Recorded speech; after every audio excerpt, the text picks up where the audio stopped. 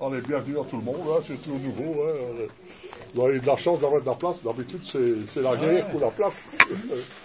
Là, les gens sont déjà en congé, c'est bon, je sais pas.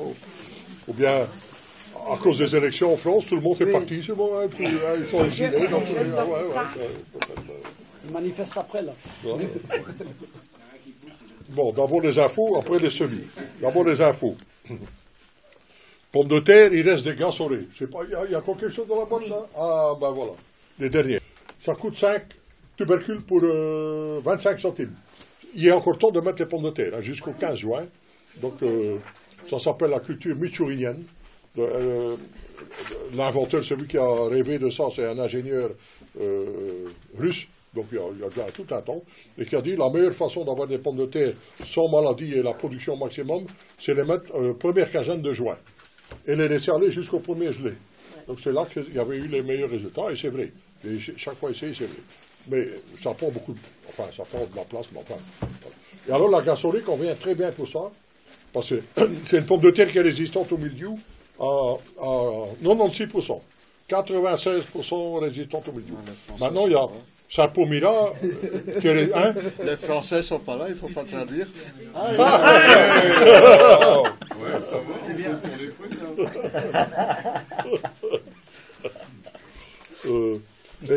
mais maintenant, il y a plusieurs variétés, comme la Sarpomira, qui sont résistantes à 100%. Mais enfin, là, c'est la première vraie résistante, et avec laquelle on peut faire soi-même ses plants.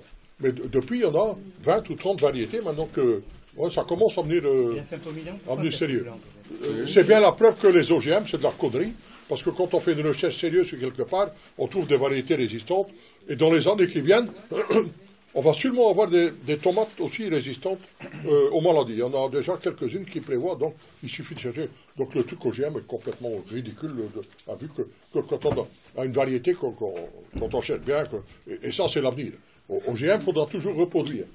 On dit que quand on fait une variété résistante, une variété naturelle, qu'on a fait par sélection, chacun peut la reproduire, elle va reproduire ses propriétés, il ne faudra pas racheter, hein, comme les hybrides, sinon il faut chaque fois racheter. Ce qui est c'est un non-progrès, ça, c'est pas un vrai progrès, c'est sélectionner des variétés selon le climat, selon la région, selon qui résistent et qui évoluent avec le temps. Hein, le reste, voilà. Donc il y a quelqu'un qui m'a encore amené quelques gasolés qu'il y avait, donc ça peut peut-être faire plaisir à quelqu'un. Donc, il n'y a pas, c'est la première fois aussi au monde qu'on a vu le rapport entre la dégénérescence des pommes de terre et la maladie. On a compris pourquoi ça dégénère.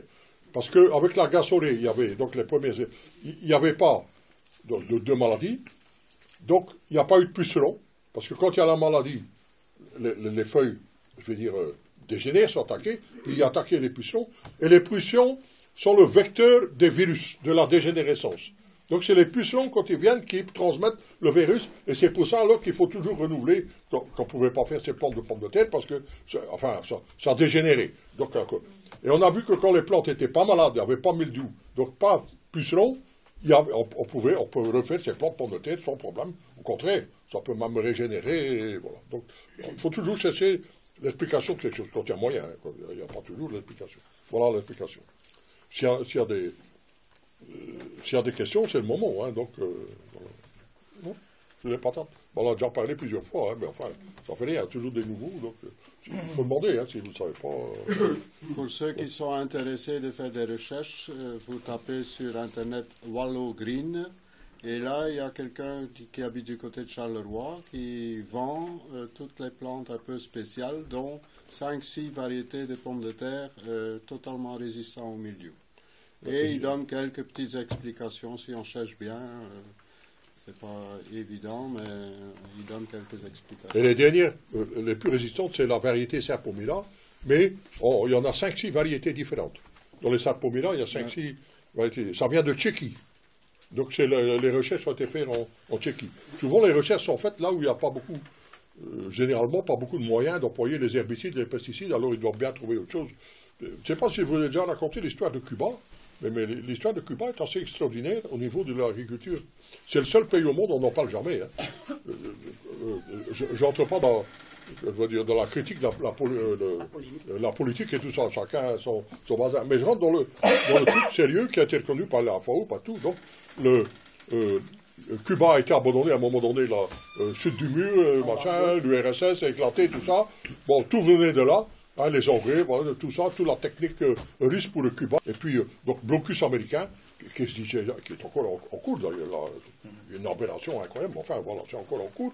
Et puis, donc, obligatoirement, tous les ingénieurs agronomes, tous les autres ont été obligés de se reconvertir dardard au bio. Hein, parce qu'ils n'avaient plus de choix, ils n'avaient plus tout, ils n'avaient plus d'engrais, ils n'avaient plus acheté les herbicides, les bazars. Donc, ça a été une reconversion brutale. C'est le seul pays au monde où tout le pays est passé de par la force. Alors, ils ont dit que ça va être une catastrophe, ils avaient déjà préparé les plans de secours pour la faim, pour les gens, tout ça. La production a doublé. L'année qui suivit, la production a doublé. Quand ils ont arrêté les herbicides, les pesticides, a doublé. Et depuis, ça ne fait qu'augmenter, qu'embellir, que bazar. Donc, tous les conneries qu'on a dit. Et donc, c'est à l'échelle de là, de tout un pays, ça a été une bénédiction incroyable, donc, quelquefois, de par la force. Et ça a été dur parce que, je vais dire, tous les techniciens ingénieurs agronomes avaient été à l'école russe, et l'école russe, c'était aussi, c'est même l'école américaine, c'était pesticides, herbicides et tout le brol, voilà. Bon. C'est pour dire que c'est pas. On n'en parle pas, hein, on n'en parle jamais, on n'en parle pas beaucoup parce que, bien sûr. Alors, s'il y a des questions, c'est le moment. Hein. Ouais. Sur l'orthographe, c'est de Wallow Green, Wallow comme Wallonie. De W, A, 2 L, O et Green. Voilà, ok, .be. Ouais, dès que tu tapes ça, tu vas l'avoir. N. Ouais. Ah ouais, ça, c'est les mutants qui parlent. Là. Moi, je ne suis pas dans la course. Là. C'est quelqu'un qui n'a pas de magasin, hein, mais il les vend éventuellement par Internet. Asseyez-vous, hein, il n'y a pas de chaises là. Si, hein. Et il y a un petit couloir qui n'est pas encore rempli. Là. Puisqu'on parle d'Internet, là, sur Internet, il y a une vidéo sur le maraîchage à Cuba, comme ça, qui est très intéressante. Ah ouais, ah bon. Mais du Cuba, ouais, maréchal, l'agriculture, tout est passé, ouais, ça a été étonnant. Voilà. Il y a beaucoup d'autres pays aussi, hein, en Inde, il y a des tas de pays où maintenant il y a des régions entières qui passent à l'agriculture bio. Hein, ouais. Il y a eu en Inde, à cause des herbicides, des pesticides, on estime qu'il y a eu 200 000 paysans qui sont suicidés à cause des OGM, ruinés, trompés. On ne parle jamais beaucoup de ça. Hein, ouais. Des informations, on est inondé d'informations, mais pour trouver oui, c'est pas facile. Hein. Ouais, c'est ça. Ouais. Alors, c'est tout, ouais. Celui qui veut raconter une chronique aussi, il n'y a pas de problème. Hein. Vous faites bien. Bon, jusque maintenant. Alors, je ne sais pas si vous avez remarqué, ou bien si c'est moi, mais j'ai jamais eu des pommes de terre comme cette année. Hein. Je ne sais pas si vous avez vu dans le jardin, là. La hauteur, la taille des patates, c'est absolument. Je ne sais pas si tout le monde a le même phénomène, si c'est une année comme ça. Ou bien, mais les pommes de terre, cette année, c'est extraordinaire. Hein. La hauteur de la verdure, ça ne veut pas dire que la récolte est plus modeste. Pardon? Ça dépend des variétés. Comme il y a beaucoup de verdure, ça ne veut pas dire que la récolte est plus. Ah non. Mais les sapomira, ils ont toujours des grands verres. Hein, au plus il y a photosynthèse, au plus il y a de verdure, au plus il y a des tubercules. Hein. Ah oui. Ah, très bien. Ouais. Ça te fait des pommes de terre. Ah non, au plus il y a. Ah non, c'est le contraire. Ouais. Et du coup, vous allez les buter plus? Pardon? Vous allez les buter une fois de plus, puisqu'elles sont plus hautes? Non. Je voudrais bien, mais j'ai pas de place, hein, j'ai pas de terre. Hein. Ça tombe pas. Mais... Ça a été mis comme d'habitude, les autres affaires à côté associées, et puis ça prend une ampleur. Ouais, il faudrait bien ramener de la... Mais de où? Ouais, c'est ça le problème. J'ai déjà buté plusieurs fois, là, maintenant. Mais je vais encore essayer, quand même, ouais. Maintenant, on ne savait plus, parce qu'il n'y a plus... On a eu 10 jours, là, de pluie incessante, on ne savait plus toucher. Encore maintenant, il ne faut jamais aller dans le jardin dans des mauvaises conditions. Hein. Jamais travailler quand c'est de la boue, quand c'est pas... non, après, on paye très cher, ça. Hein. Donc, mais, à partir de demain, s'il ne pleut pas, là, ça sèche bien. Je vais pouvoir de nouveau aller un peu travailler dans le jardin et le piquer, tout y attend, beaucoup de choses attendent, et surtout les patates, là, un peu... Mais ils se tiennent bien, parce que souvent, quand ils poussent à ces hauteurs, ils ont Tendance à basculer. Ça verse quelquefois. Bon, ici, maintenant, c'est des tiges droites, rigides. Ça va bien tomber un jour. Ouais. Ben, dans la bouche, hein. Ou dans une baraque à frites, hein. J'ai à peu près trouvé l'emplacement, là. Mettre une baraque à frites bientôt. Hein. Il manque ça. Ce qu'il faut faire attention, cette année-ci, les limaces sont très voraces au niveau du feuillage. Et des pommes de terre. Même les pommes de terre, ils attaquent. Ouais, ça, c'est extrêmement rare. Ouais. C'est qu'ils trouvent quelque chose là-dedans, ouais, c'est plutôt curieux. Ouais, c'est quoi votre truc pour les limaces? Alors, pour les nouveaux, qui ne connaîtraient pas, surtout pour les Français, on est très fiers en Belgique d'avoir inventé les frites. Contrairement aux sous-marins atomiques et au bazar, on a inventé quand même les chicorées Wittloff, les patates frites et tout ça. Et je rappelle quand même que les pommes de terre, c'est la meilleure nourriture au monde. C'est la nourriture la plus équilibrée, la nourriture de base, je parle, la plus équilibrée.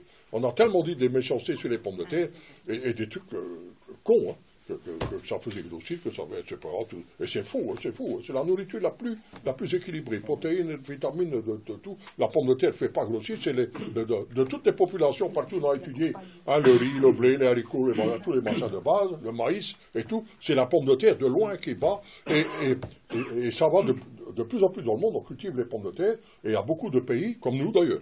L'Europe est sortie de la famine à cause des pommes de terre. Hein. C'est la première région au monde qui est sortie de la famine, que les gens ont pu manger à leur faim à cause des pommes de terre. Donc, pas oublier, mais il faut retrouver, et on retrouve hein, de plus en plus, mais je veux dire, si on met beaucoup de pommes de terre des variétés différentes, comme j'ai quand même fait, j'ai tellement dit des conneries sur la faute, j'ai quand même dit qu'ils ont créé Amandine, hein, la pomme de terre Amandine, là, qui quand même, on dirait une pomme de terre comme qu'on a farci avec du beurre, tellement c'est bon.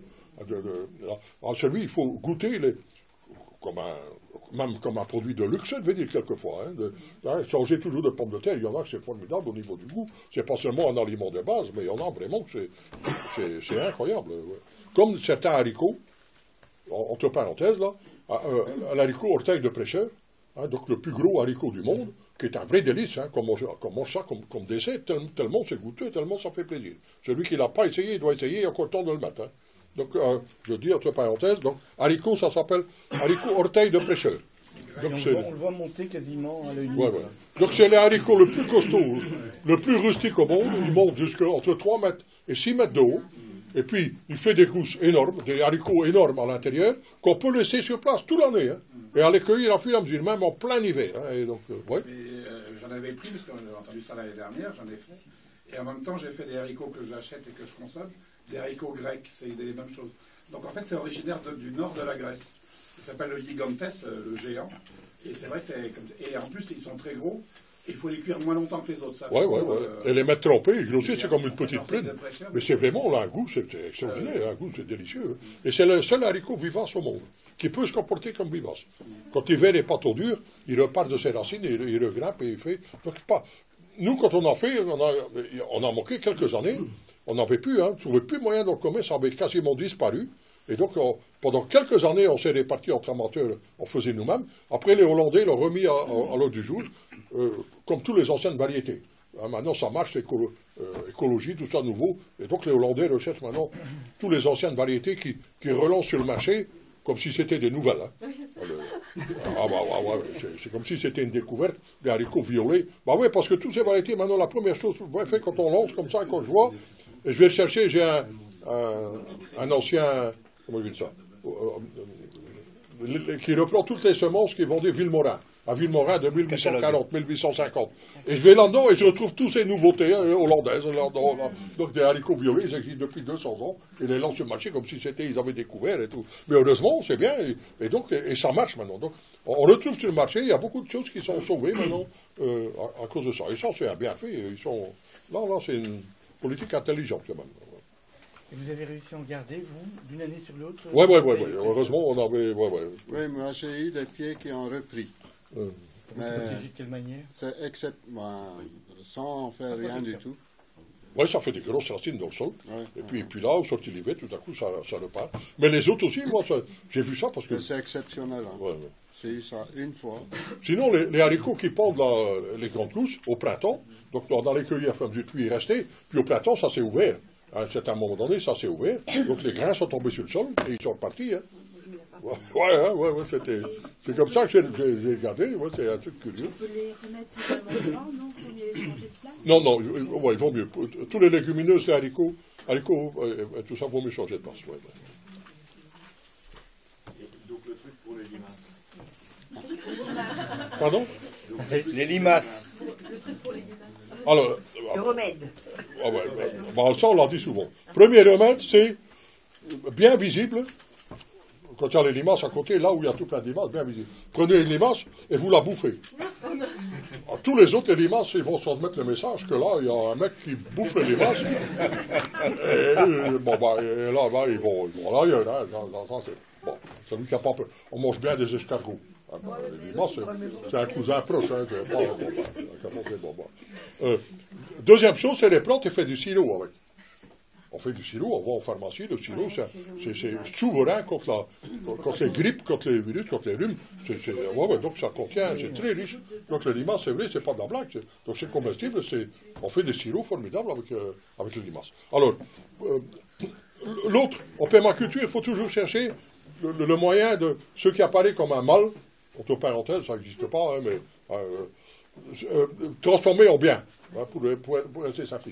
Alors, au lieu d'utiliser des granulés de n'importe quelle sorte, je veux dire, qui les tuent et puis qui se pètent, qui ne servent à rien du tout. Alors, c'est Ignace qui a trouvé le premier, qui a fait avec du son de seigle. Mais ça peut être du son de céréales, du son de blé, tout ça, mais avec les expériences, c'est le son de seigle qui est la part le plus important, qui les attire le plus. Donc alors le son de seigle, je vais dire pour aussi simplifier, donner une image, le son de seigle, pour les limaces, c'est comme une baraque à frites pour les Belges. Tu vois, c'est ça. Donc, ça les attire, ils ne savent pas résister. Donc on met dans son jardin des petits mots, une cuillère à café, une cuillère à soupe, par-ci, par-là. Alors s'il y a un moyen, et c'est ça qui est utile, protéger, donc on met un petit mot, puis on protège avec un vieux bidon, une assiette, n'importe quoi, qui a juste un demi-centimètre là, qui a juste les limaces qui savent aller en dessous. Les limaces vont venir parce que c'est un appât. Donc dans les appâts, les granulés qu'on vend dans le commerce, je montre là parce qu'avant les granulés ils étaient là, c'est du son de seigle qu'on met comme appât. Hein, après c'est de l'alcool solidifié pour les aiguiller, mais c'est donc ça. Alors, comme ils vont se sentir, donc ils vont être attirés, comme ils vont se sentir protégés, en dessous, ils vont rester où ils sont. Donc il suffit d'aller relever ces pièges. Quand on veut, hein, tous les jours, tous les 2-3 jours. Donc on a les limaces vivantes, bien sûr. Alors là, utilisation. Alors, c'est une nourriture formidable pour les poules, pour les canards, pour les oies, ils adorent, hein, c'est protéines, c'est riche. Donc, ça, c'est l'utilisation la plus. Alors, celui qui n'a pas de canard, poule qui ne sait pas recycler comme ça, bon, il faut bien les aiguiller. Le meilleur moyen, c'est de mettre, par exemple, dans le purin végétal. Si on fait un purin végétal quelque part. Donc, tissu, tout ça, et tu veux les mettre dans le purin, parce que c'est un bon clé, ça va enrichir de façon formidable le purin. Voilà, plusieurs utilisations Mais avant ça, bien sûr, c'est essayer d'en avoir le moins possible, c'est faire l'équilibre dans son jardin. Donc, c'est les hérissons, s'il y en a moyen. Ben, les hérissons, c'est pas domestiqué. Hein.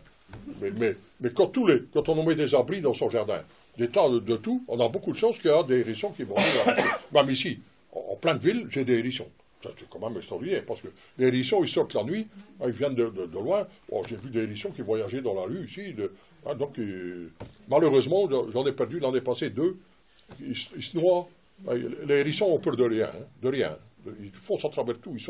Et donc, c'est comme ça qu'ils se perdent. Quelquefois, dans les clôtures, ils restent coincés parce qu'ils pensent qu'il faudra, ou ils tombent dans des trous qu'ils ne savent plus sortir. Ici, ils sont noyés dans les. Pourtant, j'ai mis. Sur mes mares, j'ai mis des grillages et tout, eh ben, ils ont réussi à passer en dessous, mais ils n'ont plus réussi à sortir. J'ai perdu 2, mais j'en ai de nouveau un. Je ne sais pas d'où il vient, mais je vois ces crottes là, il vient. Donc, hérissons, ça c'est un mangeur de limaces formidable. Puis il y a les crapauds, les grenouilles. Les crapauds, c'est ça qu'il faut trouver le premier. Bon, si on a une mare, si on veut en même temps des poissons rouges, des grenouilles et tout, les tritons, ça ne va pas. Parce que les poissons rouges, les poissons ou les japonais, là, les poissons, ils mangent les œufs. Mais ils ne mangent pas les œufs de crapaud.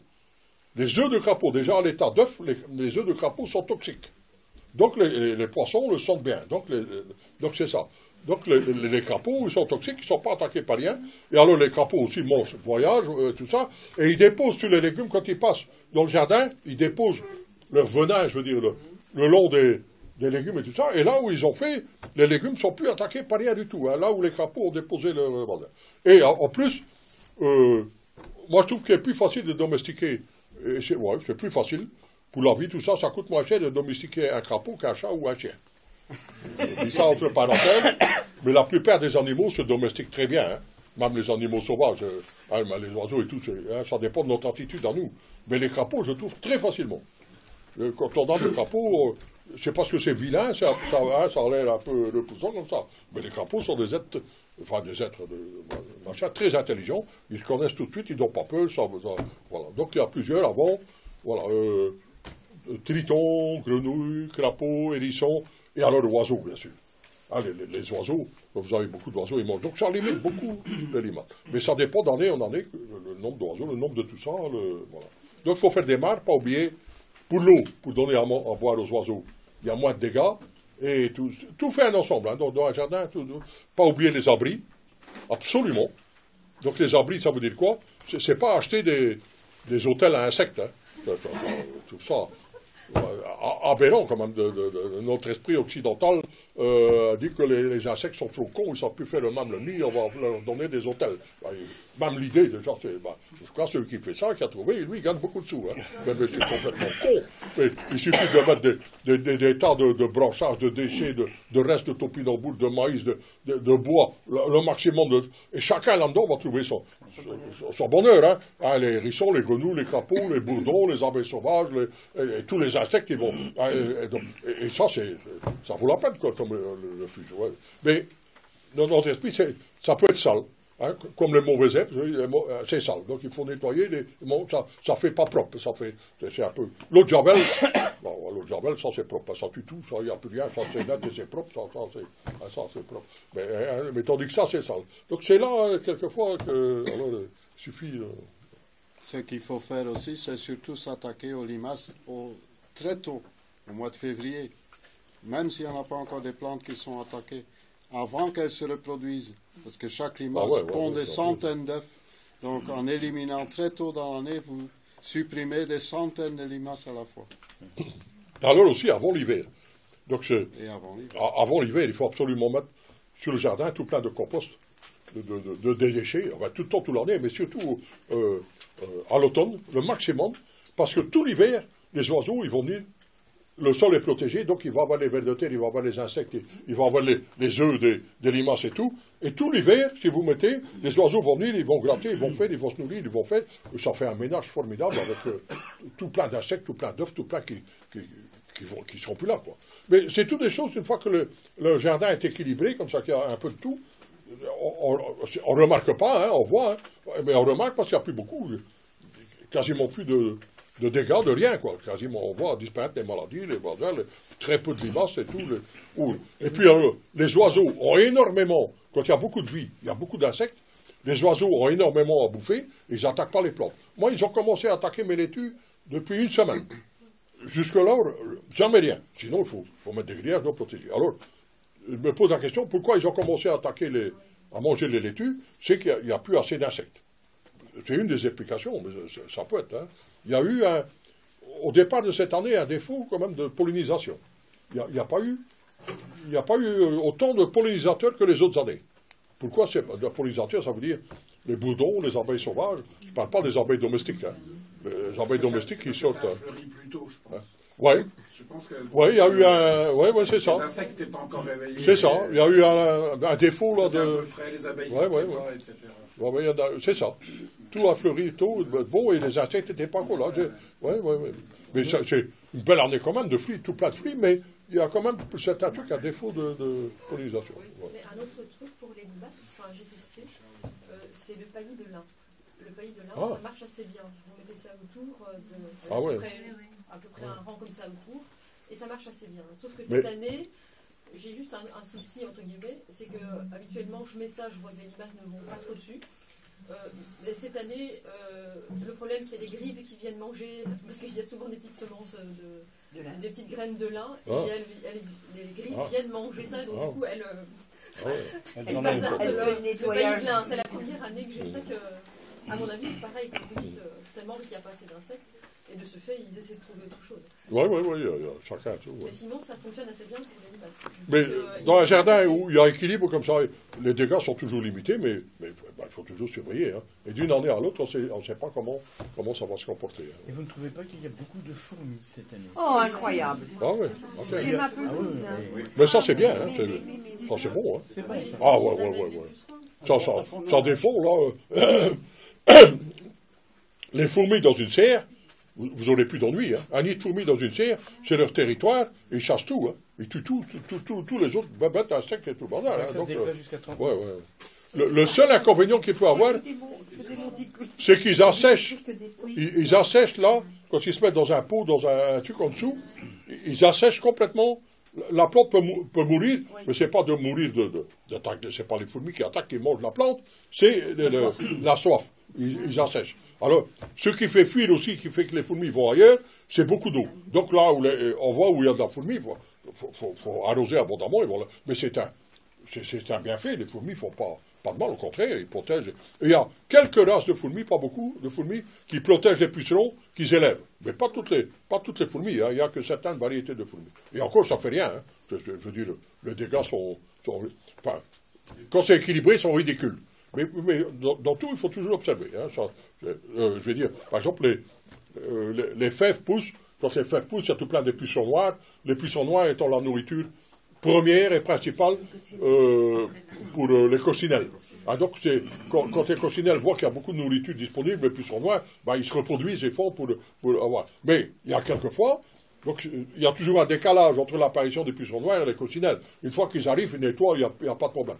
Il faut regarder si après 15 jours, 3 semaines, 1 mois, les coccinelles n'arrivent pas et que ça commence à faire des dégâts, le tout c'est ça, hein, les dégâts, on peut alors pincer la tête. Si on pince la tête, enlever les bourgeons terminaux des fèves, ça change la composition de la fève et les pucerons noirs vont mourir. Mais le but premier, il n'est pas ça, le but premier, c'est d'avoir des pucerons noirs pour qu'ils s'en nourrissent les coccinelles et en faire naturellement l'élevage des coccinelles, au lieu de devoir les acheter. Parce qu'il y a des gens très intelligents, bien sûr, qui vendent des coccinelles. Hein, à 4 lèvres de coccinelles pour 1 euro.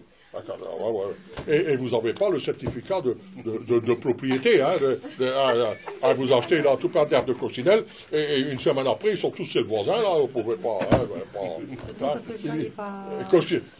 Les herbes de coccinelles ne connaissent pas la propriété privée, hein, donc les capitalistes n'ont pas encore réussi comme ça. Ils ne sont pas encore arrivés jusque-là. Hein, donc là.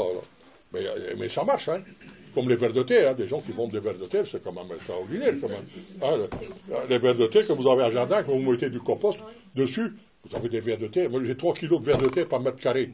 J'ai jamais acheté un ver de terre. Donc, tout, hein, donc, avant de faire tout ça, c'est ça. Le principe de permaculture, c'est vraiment essayer de raisonner, de penser pour être le plus autonome possible. Autonome possible, ça ne veut pas dire qu'on n'est pas lié avec les autres, qu'on ne doit pas partager, ça c'est un autre truc. Mais être le plus autonome possible. Et pas se laisser avoir par tous ces bricoles. Maintenant, il y a des almanachs, de trucs de jardinage qu'on vend, des gros livres comme ça.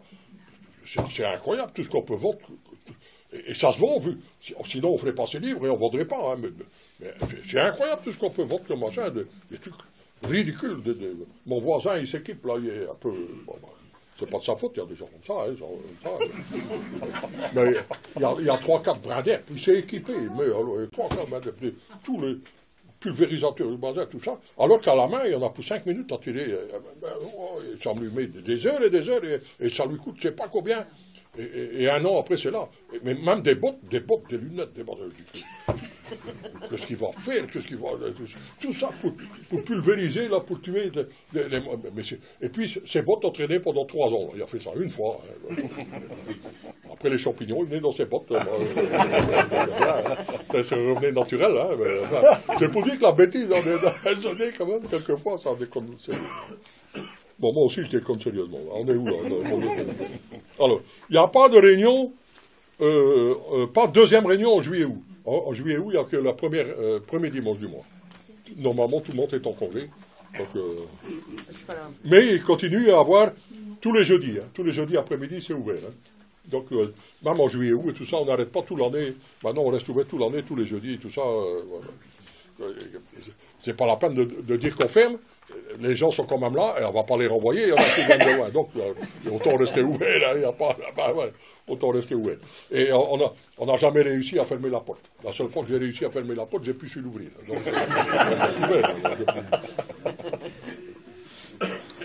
alors, les DVD, le cinéaste est vu, celui qui a fait le film, là, il y a, pendant 3 ans, le DVD est sorti, ça fait 2 ans hein, qu'il devait sortir, à peu près. Ouais. Mais il est sorti avec... Donc, et c'est vraiment un gars bien qui fait ça, pas du tout pour l'argent, vraiment pour le ça. Et il fait chaque fois sur des trucs, je veux dire, sociaux. Ici, maintenant, il est en train, pour interdire un barrage quelque part en Belgique, dans le bazar, où on veut faire la lutte pour... des gens là pour lutter contre un barrage et tout ça, donc il est en train de filmer tout ça, mais c'est vraiment du film comme ça, allez, ça vaut la peine. Et donc il est ramené, donc on va essayer de vendre, il a ramené 200, on a commandé 200, c'est avec ça qu'il vit et tout, et avec tout plein de... ça vaut la peine d'encourager. Donc, le DVD, c'est celui qu'on a vu, une partie, le film, hein, le 50 minutes 52 qu'on a vu, enfin celui qui ne l'a pas vu, il est là, DVD, mais ils ont rajouté, parce qu'ils sont venus filmer... des centaines d'heures, hein, pendant 2 ans aussi, des centaines d'heures. Et alors, ils ont fait un film, qui est un vrai film, un film original, hein, quelque chose hein, c'est pas seulement sur le jardinage, c'est un film, vraiment, comme on peut faire un film d'auteur, quelque chose de, vrai. Mais après, il y avait tellement de chutes et de machins qu'ils ont fait, avec le reste, ils ont fait aussi encore 52 minutes. Ils ont appelé ça l'abécédaire. Donc, là, c'est plus des réflexions philosophique, enfin, il y a un peu de tout. J'ai vu ça dimanche passé, ouais, moi je trouve ça bien, ouais. C'est pas parce que je suis vedette, mais je trouvais ça, que ça devait être dit, quoi. Donc, vedette, moi, ça, au contraire, ça me pas du tout ce genre, mais voilà. Donc, le DVD est à vendre 4 €. Donc, l'argent va servir pour c'est pour donner à ce gars, à ce cinéaste, pour qu'il continue ce genre de boulot, là, vraiment, voilà. Tu as des questions? Et l'ABCD est un peu plus... je sais pas, le film était légèrement subversif, légèrement. Hein. L'ABCD est un petit peu plus. Je veux dire, il est un petit peu plus rouge. Il faut des couleurs dans la vie. Hein. On n'est pas obligé d'être d'accord avec les couleurs, mais je veux dire, il est un petit peu plus rouge. Ouais. Je voulais poser des questions tout à l'heure sur les coccinelles. Est-ce que vous aviez plutôt des plantes hautes qui arrivent garder en fait les coccinelles ou qui les protègent en fait en début de saison? Ouais. Une liste de plantes, parce que moi par exemple j'ai vu là, le smyrnium, il attire énormément les coccinelles. Le quoi? Le smyrnium, alors en fait c'est une aprécie qui fait des tubercules, un légume ancien, smyrnium olusatrum. Vous connaissez pas? Alors non. Je sais pas comment Comment ça s'appelle? Pyranium? Smyrnium. Smyrnium. Smyrnium. Non, Smyrnium. S-M-I-R-N-I-U-M. Olusatrum. Mais je connais pas le nom, c'est un légume ancien en fait. Faudrait l'écrire et mettre, on va chercher après. Ouais. Un légume ancien qui n'est pas dans le catalogue, d'en trouver quand même. Non, il faut donner le nom et tout, marquer, et puis on va essayer de le trouver. Hein, Alors, c'est difficile, mais on va essayer. Hein. Donc c'est surtout la fève que nous on utilise? Oui, les fèves. Ah ouais. Et c'est ici, tout près de chez moi, il y a 2 champs au moins de fèves, des champs complets, mais ça pilule, il y en a des milliers, des millions de coccinelles pour l'instant. Ah ouais, c'est vrai. Les larves, c'est rempli. De quoi? Des larves de coccinelles. Sur les fèves? Sur des champs de fèves. Ah ouais, sur des champs de fèves. C'est ça qui attire Et c'est ça qu'on a le plus tôt, qui fleurit le plus tôt, qui en a le plus tôt. Parce que... Combien de temps pour sortir une coccinelle? Combien de temps de quoi? Une coccinelle pour sortir de l'état de larve. Ça devient après un petit cocon et ça ne dure que quelques jours. Hein. C'est comme un petit dragon. Ouais, c'est difficile, ça ne ressemble pas du tout à la coccinelle. Il faut savoir que c'est ça. Mais c'est pour ça, le tout, il ne faut jamais toucher à rien, il ne faut jamais tuer rien. De toute façon, tout y sert à quelque chose. Il n'y a pas tout équilibre. Donc, l'un est nourriture pour l'autre, tout y sert. Hein. C'est pas parce que nous, on ne sait pas quelquefois à quoi ça sert. Peut-être mauvais herbe qui pousse, on dit, ou bien c'est un insecte. C'est pas parce que nous, on ne sait pas à quoi il sert qu'il ne sert à rien. La nature ne fait rien pour rien. Donc, ça sert à quelque chose. Ça, de toute façon. Voilà. Et les belles-mères, ça sert aussi? Hein? Les belles-mères, ça sert aussi? Oui, ça bien. Écosser les Les enfants. Non, écosser les lentilles. Pour écosser les lentilles. Ouais, ça dépend. J'avais beaucoup de misère avec ma belle-mère. Enfin, elle me faisait beaucoup de misère et tout. Et puis, j'ai cherché un moyen pour zigouiller, empoisonner avec des mauvaises herbes. J'en ai jamais pris. Après, comme en permaculture, on sert alors, hein. Quand on veut savoir si quelque chose est comestible, il faut donner à brouter à quelqu'un. Donc ça a servi. Après, il a commencé à dessiner. Il a fait des dessins. Et puis, il y a des banquiers suisses qui sont venus acheter ces dessins. Ou après, je lui ai donné de la bonne nourriture. Et la jusqu'à 98 ans, après. Des fois, voilà. Donc, tu vois, il y a plusieurs fois, les choses dans la vie, comme ça. Faut rien bousiller. Alors, ce qui est intéressant pour les fèves, c'est que bien souvent, maintenant, avec les hivers doux qu'on a, on peut les mettre avant l'hiver. Donc, au mois, fin septembre, octobre. Ceux qui les ont mis l'année passée ont eu des bons résultats, ont eu des fèves. Ils sont en train de manger des fèves maintenant, déjà, même depuis un temps. Donc, il faut essayer. Il faut déjà un hiver, même déjà très dur pour foutre en l'air les fèves. Donc, donc les grosses fèves de jardin. Et alors, il y a une fève qu'on appelle févrole. Donc, c'est la famille des fèves. Ce sont des petites fèves qu'on donne aux animaux. Donc, par ici, cela ne gèle absolument jamais. Mais, pour manger la fève, elle est plus dure, donc il faut me mettre trempé pour l'avoir. Ce qu'on vend généralement, c'est les fèves de jardin. Mais il est dans le catalogue des févroles maintenant, on l'a mis dans le catalogue. Donc, c'est les fèves de jardin. Ça, c'est des grosses fèves, très tendres, c'est bon. On mange les gousses tout entières, après les fèves fraîches, et puis après les fèves comment, pelées, et tout ça. Donc, ça a beaucoup d'utilisation. C'est un engrais vert formidable. Ça apporte plus au sol. C'est un pionnier, là où il y a des terres pauvres et tout ça. Ça pousse bien dans n'importe quelle condition. Donc, c'est vraiment... ça, c'est vraiment un légume à redécouvrir. Et alors, il y a les févroles. Pour être sûr d'avoir alors des fèves, quel que soit que l'hiver est dur, c'est ce que les fermiers mettent avant l'hiver de plus en plus dans les champs. Et ça gèle absolument pas. Et donc, c'est un peu plus dur, c'est un peu plus coriace pour manger, mais ça va aussi. Il faut les mettre trempés plus longtemps. Voilà. Il faut demander, si l'application, non, ça va. Alors, je suis où, là là, DVD, là. Un cours de taille fruitière. Il y en a encore une jeudi prochain et une jeudi d'après. Donc, c'est de 5h à 7h, ici, dans le local. Dernier jeudi, ici, il y avait 40 personnes. Donc, c'est de 5h à 7h30. Je n'ai pas fait le plus court. C'est pas fait le plus cool, justement, c'est l'esprit de la taille fruitière et en permaculture, c'est de comprendre comment ça se passe. Donc c'est pas...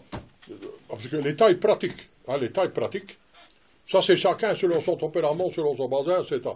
On peut lire des livres, il y a 1000 façons différentes, et c'est tout différent. Et je ne vais pas dire que l'une est meilleure que l'autre, bon, tous ils ont leur avantage, leur inconvénient. Nous, ici, avec la pratique, j'ai mis au point une taille fruitière vraiment adaptée même pour les gens qui savent bien.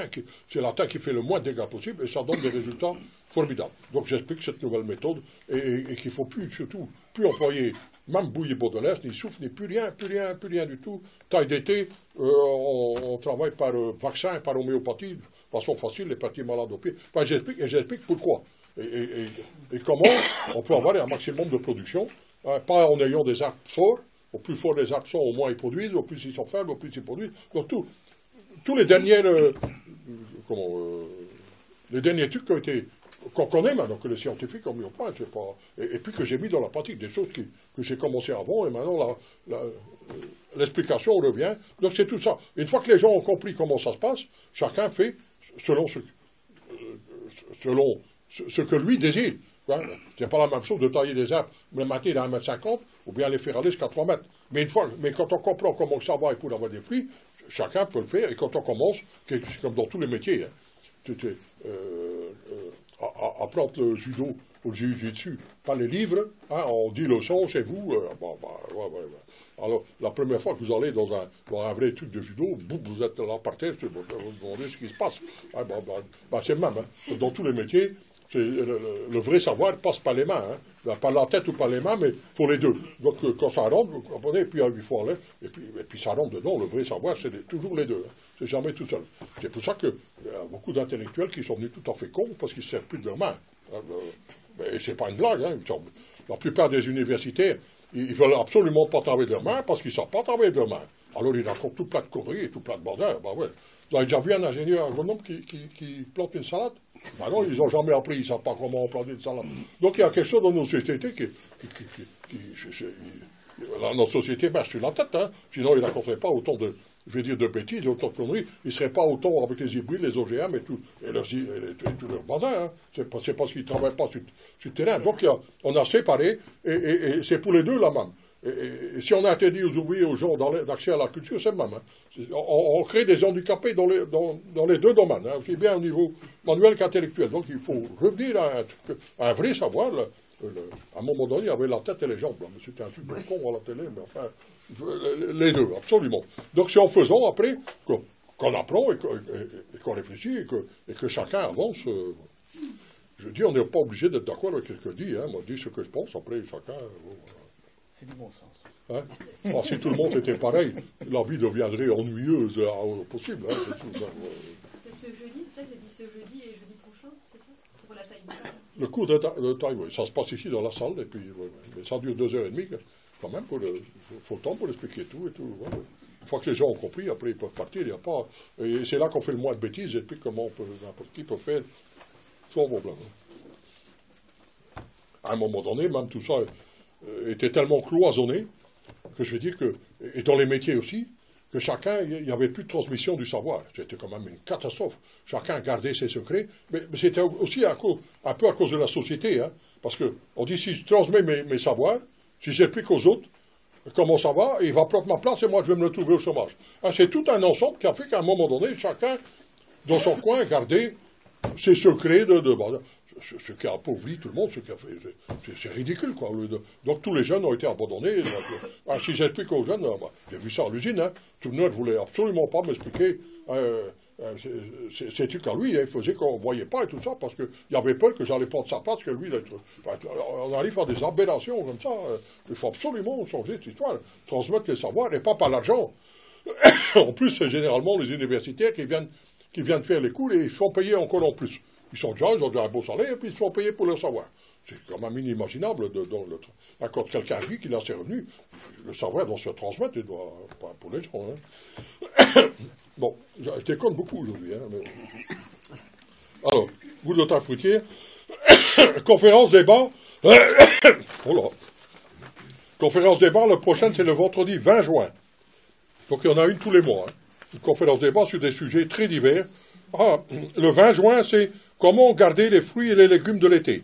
Confiture, congelé, pasteurisé, salé. Et aussi la deuxième partie de la réunion, la trousse de vacances en huile essentielle et homéopathique. Voilà. Je ne connais pas beaucoup là, dans tous ces trucs. Je me contente d'être consommateur. Voilà, donc ça c'est le 20 juin. Vendredi 20 juin de 17h30 à 19h. Voilà. Et ces petites conférences ont beaucoup de succès. Il y a entre 20 et 25 personnes. La dernière fois, c'était comment faire son pain et tout ça. Donc, c'est bien. Ben là, c'est justement la transmission des savoirs. C'est chacun qui donne son expérience, la transmission des savoirs. Et quelquefois, avec quelqu'un qui est spécialisé là-dedans, qui n'est pas la grosse tête, mais qui connaît bien, qui transmet et tout. Mais c'est surtout échange d'expérience et tout. Et je trouve que c'est bien dans la vie et tout ça. Par exemple, au niveau des produits d'entretien, ça va de... Les prix, quand vous faites vous-même certains trucs, c'est réduit par 50, hein, divisé par 50. Vous achetez du Panama, par rapport aux détergents que vous achetez, c'est incroyable ce qu'on peut faire. Même des shampoings, le prix des shampoings. Je pense que quand on fait son shampoing soi-même avec certains trucs naturels, c'est 200 fois moins cher qu'acheter des shampoings de bouteilles. Donc c'est un truc qui facilite la vie quand même, qui sont à disposition de tout le monde. Voilà, c'est ça qu'ils apprennent là-dedans. Bon. Moi je ne sais pas parce que j'ai plus beaucoup de cheveux et je ne mets jamais de shampoing. Hein. Mais ceux qui mettent du shampoing à base de Panama, de savon issu d'un arbre qui s'appelle le bois de Panama, qui existait avant l'apparition des détergents et qui est remis à l'ordre du jour maintenant. Mais on peut nettoyer par terre, surtout pour la vaisselle, pour tout, avec très bon marché et d'une efficacité incroyable. Hein. Oui, vraiment. Voilà. Et même jusque... On peut faire certains shampoings soi-même avec ça. Je ne sais pas comment. Il faut demander là, à des spécialistes. Là. Fête des jardiniers à Albec, c'est le dimanche 3 août, à 14h. Donc je le commande. Donc c'est à Albec, c'est un jardin communautaire à 4 km d'ici. On est à 7 familles. ensemble, là, qu'on cultive en commun, 6500 variétés, 6500 mètres carrés en permaculture. Et donc, on fait la fête là, le dimanche 3 août. C'est le principe de l'auberge espagnole. Chacun y trouve ce qu'il ramène. Et ça marche bien. On ramène du vin, de la bière à manger et tout. Et donc, on est là à partir de 14h jusqu'au soir à 18h. On mange ensemble, on fait. Il y a de la musique, il y a tout ça, tout plein de vraiment, tout le monde est le bienvenu. C'est vraiment une vraie fête. Je vais donner les feuilles au moment où ça se passe pour savoir arriver là-bas. Hein. C'est à 4 km, mais c'est le territoire flamand. Là. Mais pour y arriver, c'est difficile. C'est pas parce que les Flamands ont déjà mis des frontières, hein, des barrières. Hein. C'est parce que c'est au milieu des champs, c'est difficile d'accès. Mais même le GPS. Maintenant, les barrières, ils vont peut-être arriver, hein, ça, c'est pas. Hein, avec Bar de Weber, là, ils vont remettre des douaniers et des fils de fer barbelés et tout. Hein, Quand on vient riche, on vient bête et méchant. Hein. Aussi bien au niveau des individus que des peuples. Hein. Quand un peuple devient riche, il vient bête et méchant. Hein. Mais il faut changer, il faut pas se laisser avoir comme ça. Ah bah, va aux toilettes. Allez, je viens avec toi. Allez, vas-y.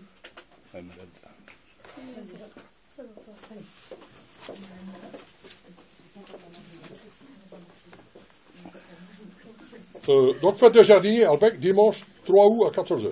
Alors, les feuilles de commande, pour les fruitiers et les divers, les algues marines et les engrais, les feuilles de commande avec les dates sont sur la table là-bas devant.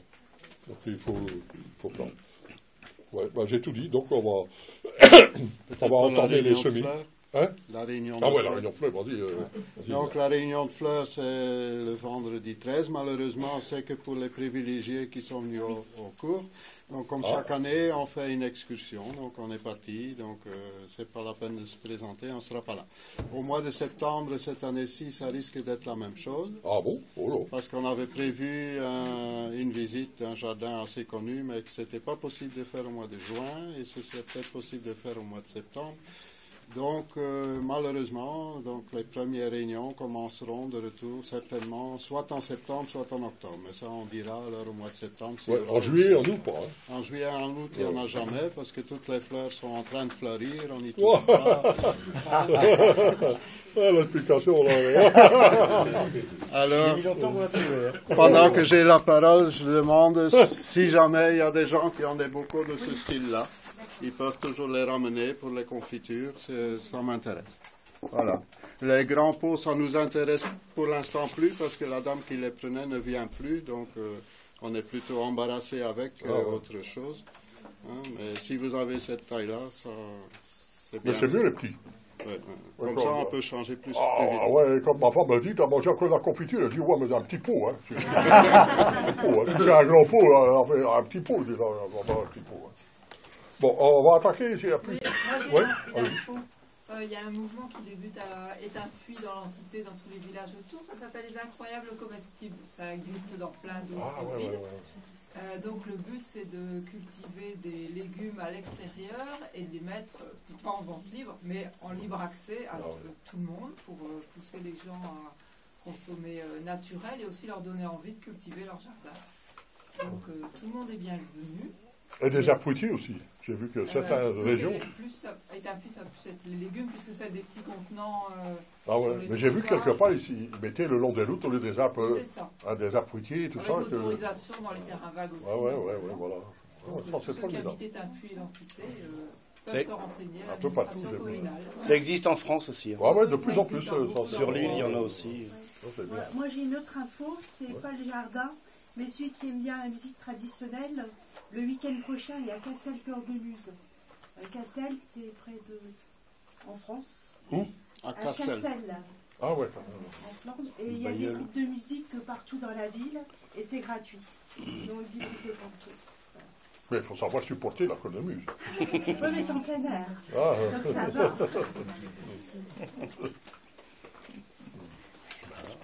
Oui, s'il y a encore des gens qui hésitent dans les informations, ou demander, à un moment. Après, on est parti dans les choses sérieuses, là, les semis, quand même. Oui. C'est pas une info, c'est une question. Les salsifis sont levés de manière très irrégulière. Les scorcenaires ou les salsifis? Les scorcenaires. Ah ouais. On peut les repiquer. Non. Faire une route avec deux? Non. Ça ne va pas bien du tout. Non. Ok, merci. Vous pouvez toujours essayer. Il ne faut jamais il faut une fois essayer, mais j'ai déjà essayé plusieurs fois, moi, ça ne marche pas. Mais ça ne fait rien. Mais normalement, non, ça ne donne pas de bons résultats. Non. Merci. Mais il y a encore le temps de ressemer. Hein. Oui. Ah oui. Mais les semis de maintenant, c'est plus pour manger cette année, les scorsonnières, parce que c'est vivace. Donc, semer maintenant, vous allez manger à l'automne, dans 1 an et demi. Et c'est beaucoup plus intéressant. C'est les semis de juin, juillet qui sont les plus intéressants. Ça met 1 an et demi de culture, mais vous avez une dimension de scorsonnière qui est beaucoup plus intéressante. Généralement, sur 1 an, c'est pas très gros. Hein? Tandis que sur 1 an et demi, c'est bien. Et même sur 1 an et demi, si vous taillez, ça dépend. Hein, c'est pour ça, on ne s'est pas dit d'un jardin à l'autre. Hein, les scorsonnières, c'est capricieux. Il y en a qui ont sur 1 an, il y en a même sur 1 an et demi, c'est pas assez, mais on peut laisser encore 1 an de plus. Comme c'est vivace, on peut laisser jusqu'au moment où on a la taille suffisante. Voilà. Et que c'est pas trop. Ça ne monte pas. Hein? Ça ne monte pas. Ça monte. Ah si. Une fois par an, ça monte en graines. Si on n'en veut pas, si on n'a pas besoin des graines, on casse, on ne laisse pas monter. Sinon, si, ça monte. Mais ça se régénère après. Oui, et après, ça se reconstitue. Hein. Ouais, la racine se vide au moment de la montaison, donc on ne sait plus l'employer à ce moment-là. Mais après, ça se reconstitue, c'est reparti. Hein, ouais. Ça voulait dire qu'on peut laisser en graines, prendre les graines, et l'année d'après, on a à nouveau le... Ah oui, sitôt que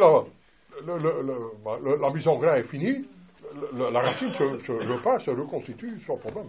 Ah oui. Mais si on veut pas, si on n'a pas besoin des graines et qu'on a besoin de la racine le plus vite possible, là, il faut pas laisser monter en graines. Quand ça monte, il faut casser la montaison. Et alors, le phénomène, il va s'arrêter de montaison, et la racine va grossir. Donc c'est des scorsonnières, hein, c'est les racines noires. Hein. Ouais. Et pour semer maintenant, c'est mieux les hâtives ou les tardives? Oh, il n'y a pas beaucoup d'écart. Moi, j'ai jamais vu de différence d'ailleurs. Non. Merci. Bon. Alors, semis. On est parti. Les semis urgents. Je commence toujours par ça, parce que celui qui a oublié et qui n'a pas fait, il n'était pas là. Donc, je commence par les semis urgents. Ce qu'il faut faire le plus vite possible si on ne l'a pas encore fait. Les carottes. Toutes les carottes. Longues, demi-longues, et tout ça. Si on veut, et qu'on n'a pas réussi ces carottes, et si on en veut encore assez tôt, assez vite, il faut aller dans les carottes courtes alors. Hein, dans les courtes, rondes, demi. Là, sur 1 mois et demi, 2 mois, vous avez des petites jeunes carottes et tout ça. Tous les autres carottes, maintenant, c'est pour l'automne et l'hiver, donc c'est pour la provision. Donc celui qui ne l'a pas fait, donc c'est généralement fin mai, première quinzaine de juin. Donc ça, c'est urgent. Hein, donc là, enfin, urgent jusqu'à mi-juin, quoi. Hein, mais là, il faut faire les carottes maintenant. Les panais, donc c'est dans les catégories urgent, les panais. Tout le monde sait ce que c'est qu'un panais. On dit que c'est une carotte blanche, mais ce n'est pas une carotte. C'est une autre famille. Et on pense même maintenant on croyait que c'était l'ancêtre de la carotte, mais c'est non plus. D'après les dernières recherches, parce qu'il y a quand même encore des intellectuels qui travaillent sérieusement. Hein, il ne faut pas tous les mettre dans le même panier. Hein, ça travaille sérieusement. Non, on ne pense pas là, c'est des familles différentes, mais proches. Donc, mais ce à quoi ça ressemble le plus, c'est une grosse carotte. Ça dépend. Quelquefois c'est boule, quelquefois c'est long, donc c'est blanc, c'est farineux, c'est sucré. Ça ne gèle absolument pas. Donc ça gèle jamais. Donc pour l'hiver, ça peut rester en pleine terre, on va au fur et à mesure. C'est bon, ça dépend des goûts. Parce qu'il y a des choses, je dis, qui sont comestibles et qui ne sont pas bonnes. Hein. Il y a beaucoup de choses, donc il faut trouver comment l'accommoder. Mais les panais en lui-même, à la façon de carottes comme légumes, ou bien dans les soupes, c'est vraiment bon, agréable, à goût. Mais celui qui n'aime pas le sucré, par exemple, va pas aimer, parce que ça fait plutôt plus sucré que salé. Donc c'est chacun qui doit voir. Mais c'est un légume jusque maintenant qui ne connaît pas aucune maladie, aucun parasite, rien du tout, qui ne gèle pas. Donc c'est vraiment à redécouvrir. Donc semer maintenant, mais assez clair. Hein. Ça demande beaucoup plus, au moins 3 fois plus d'espace que la carotte. Donc il faut savoir le développement et tout. Et voilà. Pour les chèvres, pour les lapins, ça c'est absolument incroyable. Aussi bien les feuilles que les racines. Ça, ils adorent ça. Hein, les babettes, ils adorent ça. Il faut savoir que la semence ne tient pas en durée. Ouais. Donc il faut toujours des graines fraîches. C'est ça. Et celui qui laisse grainer dans son jardin, ça enlève tout seul. Alors qu'une fois qu'ils sont entrés en dormance, quelquefois c'est difficile pour les faire lever. Il y a des périodes ça va tout seul, il y a des périodes ça ne va pas, ça n'enlève pas. Hein, bon, voilà.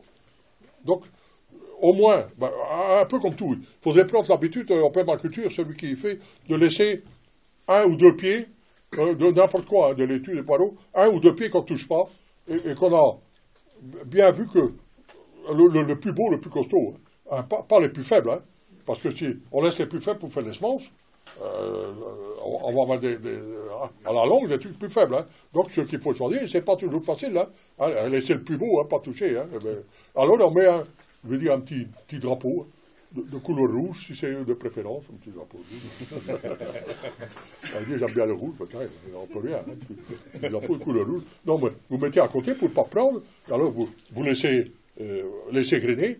Mais il y a des choses, c'est formidable, parce que quand ça graine tout seul, que ça a levé, les laitues qui ont poussé comme ça, tout seuls, ne sont pas attaqués par les limaces. Ce qui est quand même, on n'a pas encore l'explication. On pense qu'on a l'explication, parce que là où ça a levé, quand ça a levé, ils ont produit eux-mêmes le toxine, hein, pour se défendre contre les vandales. Alors que les laitues repiquées, ils n'ont pas de défense, ils n'ont rien, et ils sont attaqués par les limaces. Et beaucoup comme ça.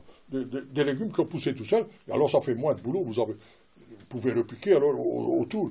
Et c'est valable pour à peu près pour tous les... Le tout, c'est pas avoir l'esprit comme ça doit, parce que les semences vont lever, je veux dire, pas n'importe où. Eux, ils savent où ils vont lever. Mais vous, ça lève là, c'était pas là que c'était... Hein, bon, donc il faut être un peu... Ouais, hein, il y a des misères. Hein, mais enfin, on peut toujours le piquer quelque part, le laisser. Mais enfin, c'est une autre façon de travailler, quoi. Voilà.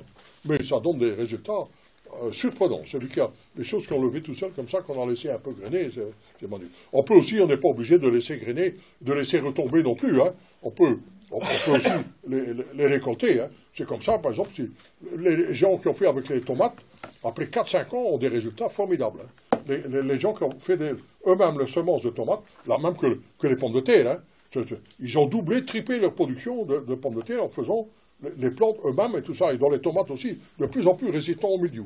Ce qu'ils ont fait après 4-5 ans, qu'ils ont sélectionné eux-mêmes comme ça, mais bien sûr, il faut sélectionner, parce que ces plantes alors sont adaptées au climat, à la terre, là où ils ont poussé, tout ça, mais il faut un peu de patience. Mais ça vaut la peine d'avoir et c'est pas beaucoup de boulot. Le tout, c'est encore un état d'esprit, quoi. C'est pas voir de façon militaire. Hein, tous les rangés, tout chacun à sa place et tout. Alors ça, c'est difficile. Hein, mais sinon, alors ça va bien. Hein. S'il y a des questions, ou bien des gens qui ne sont pas d'accord, il faut dire, hein, ou bien une autre expérience, ou quelque chose, il ne faut pas hésiter. Donc, carottes panées, urgent. Hein. Les chicorées Wittloff, donc, si possible, urgent, avant le 15 juin.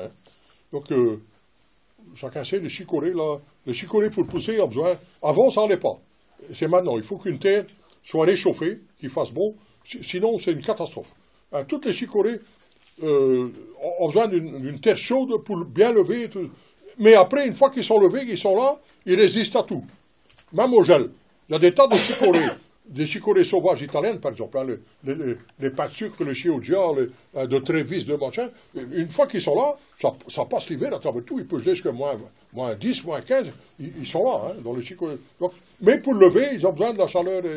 Donc, on peut semer maintenant, alors, ceux qui n'ont pas de problème, j'en parle plus loin, je pense, les chicorées Scarol, les chicorées en deep frisé, donc les chicorées pas de sucre, les chicorées chioggia, et puis dans le catalogue, pour voir, il y en a tout plein. Il y en a une qui est extraordinaire. Mizuna.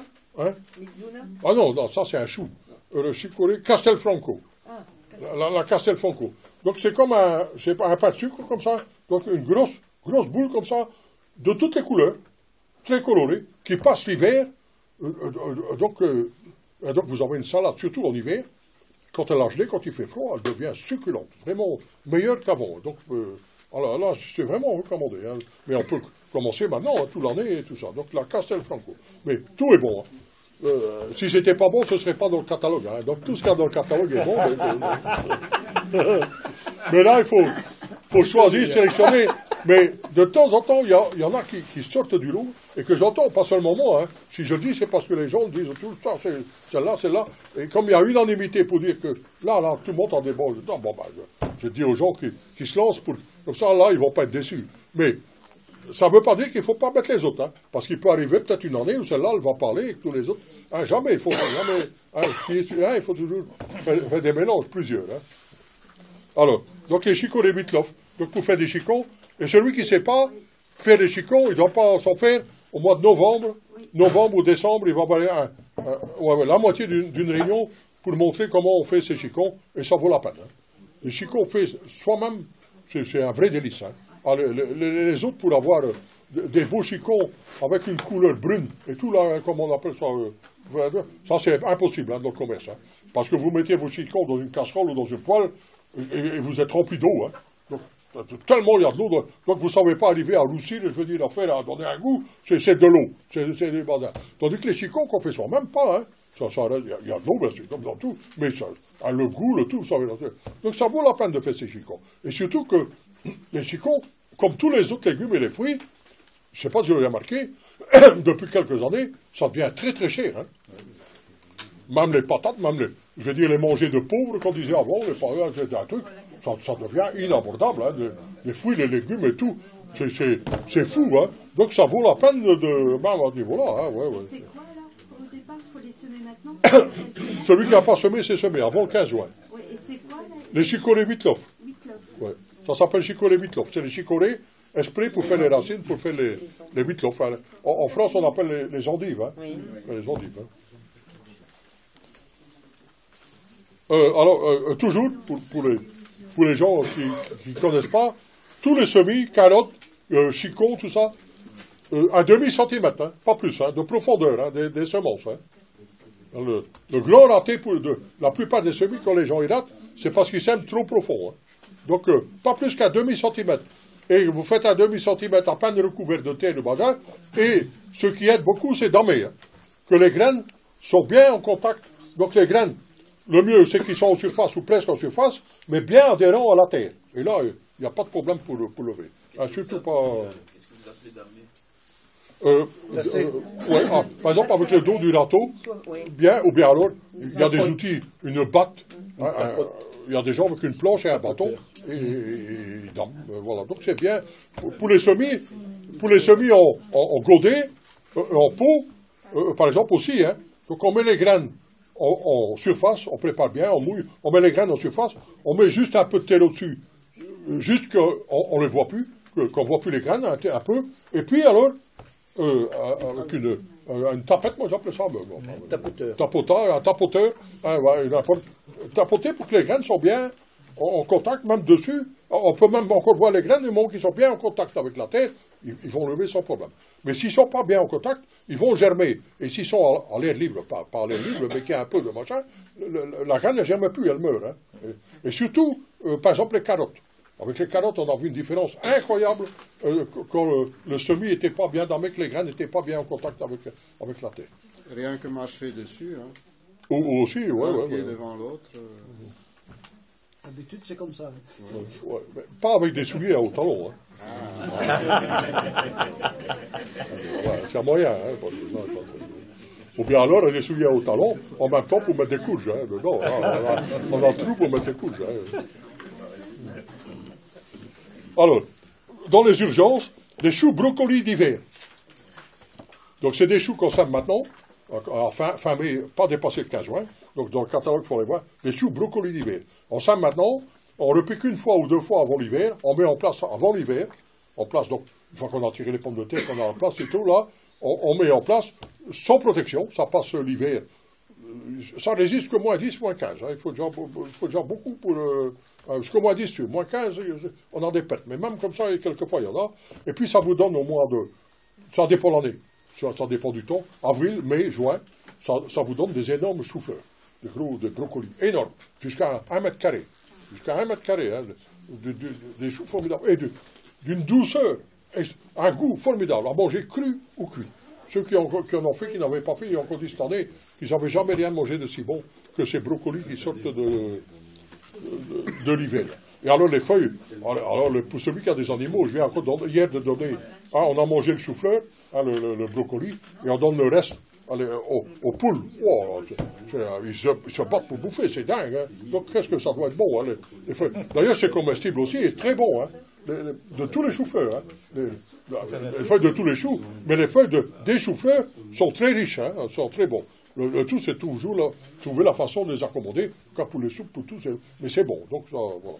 Donc ça vaut la peine. Donc les choux brocolis d'hiver. Et donc, aussi un avantage, c'est que ça occupe le terrain. Il ne faut jamais laisser le terrain nu. Jamais, hein, jamais, en hiver. En été, toute l'année, jamais. Mais surtout l'hiver. Et donc, quand on récolte des affaires, là, ça permet de planter, d'avoir que le terrain est couvert tout l'hiver et tout, hein, avec quelque chose de comestible. Hein. Donc, ça s'appelle les choux brocolis d'hiver. Je vois que dans les choux brocolis d'hiver blancs, tu en as mis 2 pourpres qui se servent plus tard. Ouais. Ça, c'est nouveau, parce que, les Italiens, ils sont comme ça. Hein. Tu dis choux brocolis d'hiver et eux, ils mettent des violets. Hein. Mais c'est les mêmes. Oui, mais ils se sèment plus tard, d'après ce que tu marques. Ah ouais? Ils se sèment de la mi-août à fin septembre. Je me souviens plus de ça. Ah bon. Si j'ai dit ça, c'est une ou deux variétés plus sympathiques. Hein? Il y a une ou deux variétés plus sympathiques en brocoli? Non. Je m'attendais à la réponse. Il faut essayer, puis il faut le demander. Alors là, comme ça pousse, Mais je n'ai plus qu'un tiers d'une vie pour essayer. Il faut poser la question, hein, toujours, là, il faut demander. On arrive à un certain stade où le jardinier, il parle avec ses choux, et vous allez comprendre, ils vont dire... Ce qu'il faut savoir, c'est qu'ils seront tous prêts en même temps. Donc c'est intéressant d'avoir des hâtives et des tardives. Et d'après ce qu'on dit, les tardives résisteraient mieux au froid. C'est pas sûr. Non. Alors, il y en a un peu plus sensibles. C'est les variétés qui viennent de France, donc d'Angers. Donc, le hâtif et tardif. Les variétés plus résistantes à l'hiver, au froid, qui a quelques degrés de plus qui résistent à l'hiver, c'est les Walcheren. Donc, Walcheren, c'est une île... sur la Belgique, entre la Hollande et la Belgique, là, voilà. Pour les régions aussi. Mais ça dépend où on est, hein, c'est pour ça. Il faut essayer, ça dépend de la terre, ça dépend du climat. Ça dépend de tellement de choses, c'est pour ça qu'il faut toujours essayer. Mais je veux dire, parler, mais c'est vrai que quand on regarde les choux, si vous semez tous les choux brocolis blancs, tout à coup vous regardez, il y en a un qui a une couleur vert, puis un autre couleur vert pâle, et puis un autre une couleur vert foncé. Il faut prendre le vert foncé, hein. Ça veut dire que le vert foncé s'habitue mieux, il se nourrit mieux et qu'il est en bonne santé. Mais pas en une fois. Parce qu'une année, ça peut être comme ça, et il faut que ça se confirme d'année en année. Donc, jardinier qui a fait 2-3 fois, qui a mis sélection, après il ne doit plus sélectionner. Il sait, pour son terrain, pour son machin, que celui-là, pour son terrain, ça va bien. Peut-être que le jardin d'à côté, ça ne va pas être pareil. C'est pour ça qu'on ne peut pas... Tout différent. Chacun doit faire sa propre expérience, et ça. À quelle île est technique, savoir quoi, mais faire ça, rien ne remplace. Il faut, et les années changent aussi. Il y a des années chaudes, sèches, il y a des années, j'allais dire des années pas humides, mais ça, je ne me souviens plus depuis 80 ans. Il y a une année pas humide en Belgique. Un mois. 3 mois. Mais c'est un bienfait extraordinaire. Il ne faut jamais se plaindre d'avoir trop d'eau. Et pour ça, pour les visiter dans les pays, dans le monde, quand vous allez voir le problème de l'eau, il ne faut jamais se plaindre qu'il pleut trop. Hein. Ça pose quelques désagréments, mais quand on n'a pas d'eau, ça c'est vraiment incroyable. Alors, pommes de terre, c'est ça, urgent, pommes de terre. Alors, concombre, cornichon, là, urgent, il y a encore moyen. Concombre, cornichon, courge, donc directement en place. Il y a encore moyen. Donc si on a un bel été, un été normal, ça peut encore aller. Bien sûr, on aura plus tard, il faudra attendre, mais il y a encore moyen. Et le maïs aussi. Donc c'est toujours dans les semi-urgents. Celui qui n'a pas fait son maïs peut encore faire son maïs. Il aura beaucoup plus tard. Et il est trop tard pour faire le maïs, par exemple avec haricot autour. Parce que le maïs, ça va être trop tard. Moi, mon maïs, il est comme ça déjà, là. Donc la semaine prochaine, je vais mettre les haricots autour. Mais celui qui sème son maïs maintenant, il ne sait plus mettre les haricots autour. Après, attends, pour les haricots, ça va être trop tard, je veux dire. Hein. Pas pour le maïs. Il faut que le maïs ait pris l'avance. Donc, il y a des haricots à maïs, qu'on appelle. Qui suivent. Mais c'est des haricots qui font 1,50 m, 2 mètres. On appelle ça des mirames, comme les tarbés. Les tarbés, tous les genres tarbés, les haricots pour faire les cassoulets, tout ça. Donc c'est pas les haricots comme les haricots d'Espagne qui vont à 3, 4 mètres, 5 mètres et tout ça. C'est des haricots qui, 1,50 m, 2 mètres, 2,50 m au maximum. Donc c'est tout juste pour... Mais le maïs doit avoir pris l'avance. Parce que les haricots, ils poussent plus vite que le maïs. Hein. Ah ouais, hein. Et donc quand le maïs a pris l'avance qui est en place, là, donc c'est pour ça que le maïs, il faut faire démarrer au mois d'avril, en godet, hein, vous le faites, puis vous allez piquer, là, et comme maintenant, il est beau. Mais il manque de chaleur, il y a un petit peu... On voit, il y a eu trop d'eau, il n'y a plus beaucoup, et pas assez de chaleur, parce que c'est pas une belle couleur, hein, c'est un vert un peu pâle, mais maintenant, il va se remettre, mais il a pris l'avance. Donc maintenant, la semaine prochaine, autour, je vais aller mettre les haricots tarbés, le genre d'haricots aram, voilà, qui va accompagner. Et donc c'est une très bonne association. C'est dans le sud de la France qu'on a fait le plus ces expériences-là. On appelle ça haricot maïs. Et il y a plusieurs variétés. J'en ai trouvé d'ailleurs qui vont être dans le catalogue l'année prochaine ou bien de ce genre tarbé, haricot maïs. Haricot maïs, en gros, je ne sais plus. C'est le Biogerme en France. Un truc bio, là, une firme bio qui diffuse des haricots maïs, là, certaines variétés comme ça. Ouais. Voilà. S'il y a des questions, il faut demander, il faut m'arrêter, hein, si c'est pas clair. Les concombres, on peut mettre en serre. Pardon? Les concombres, on peut les mettre en serre. Ah, c'est mieux, hein. Ah, oui. Et les faire grimper. Et les faire grimper, c'est là qu'on a le plus. Ah, ouais. C'est un des concombres, c'est dans les concombres qu'ils ont le plus de chaleur. Par ici, ce qui est le plus de chaleur, c'est la pastèque. La pastèque. L'idéal, entre 25 et 30 degrés. Et le concombre aussi, presque, entre 25 et 30 degrés. Au-dessus de 30 degrés, tous les plantes y souffrent. Hein. Même les pastèques, les tomates, les concombres, tout. Hein. Donc, si vous mettez en serre, il faut bien prévoir les ouvertures vis-à-vis. Hein. Donc, au minimum 2 portes. Hein. En plus, il n'est pas obligé cela. Mais enfin, c'est bien. Mais surtout, 2 portes vis-à-vis. Hein. Si vous avez une serre ou quelque chose qui n'a pas de vis-à-vis, il faut absolument la faire. Hein. Donc, jusque 20, ça va. Le thermomètre 20, on ouvre une porte. Hein, tout grand. Quand ça dépasse 25, ou quand ça va arriver à 25, il faut ouvrir la deuxième porte. Hein, que ça n'arrive jamais, que ça reste, que ça ne dépasse pas 30 degrés. À 30 degrés, tout il s'arrête, et même, pas seulement s'arrêter, il y en a qui souffrent, qui risquent même de disparaître. On pense toujours que c'est chaleur, non. C'est 40 degrés, tout ça ne pousse plus, c'est plus rien. Hein, donc. Nous aussi, on s'arrête. Hein, on fait ça. On sort quand il fait plus. Et alors, si on a des serres, donc il faut faire un courant d'air. Ah non, ça ne fait rien. Du moment qu'on a 2, que l'air passe, du moment qu'il y a 2 trucs.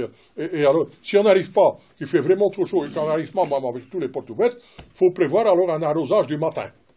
Donc, ou aller avec l'arrosoir, ou bien avec un... Pas sur les tomates. Hein. Ben, au pied.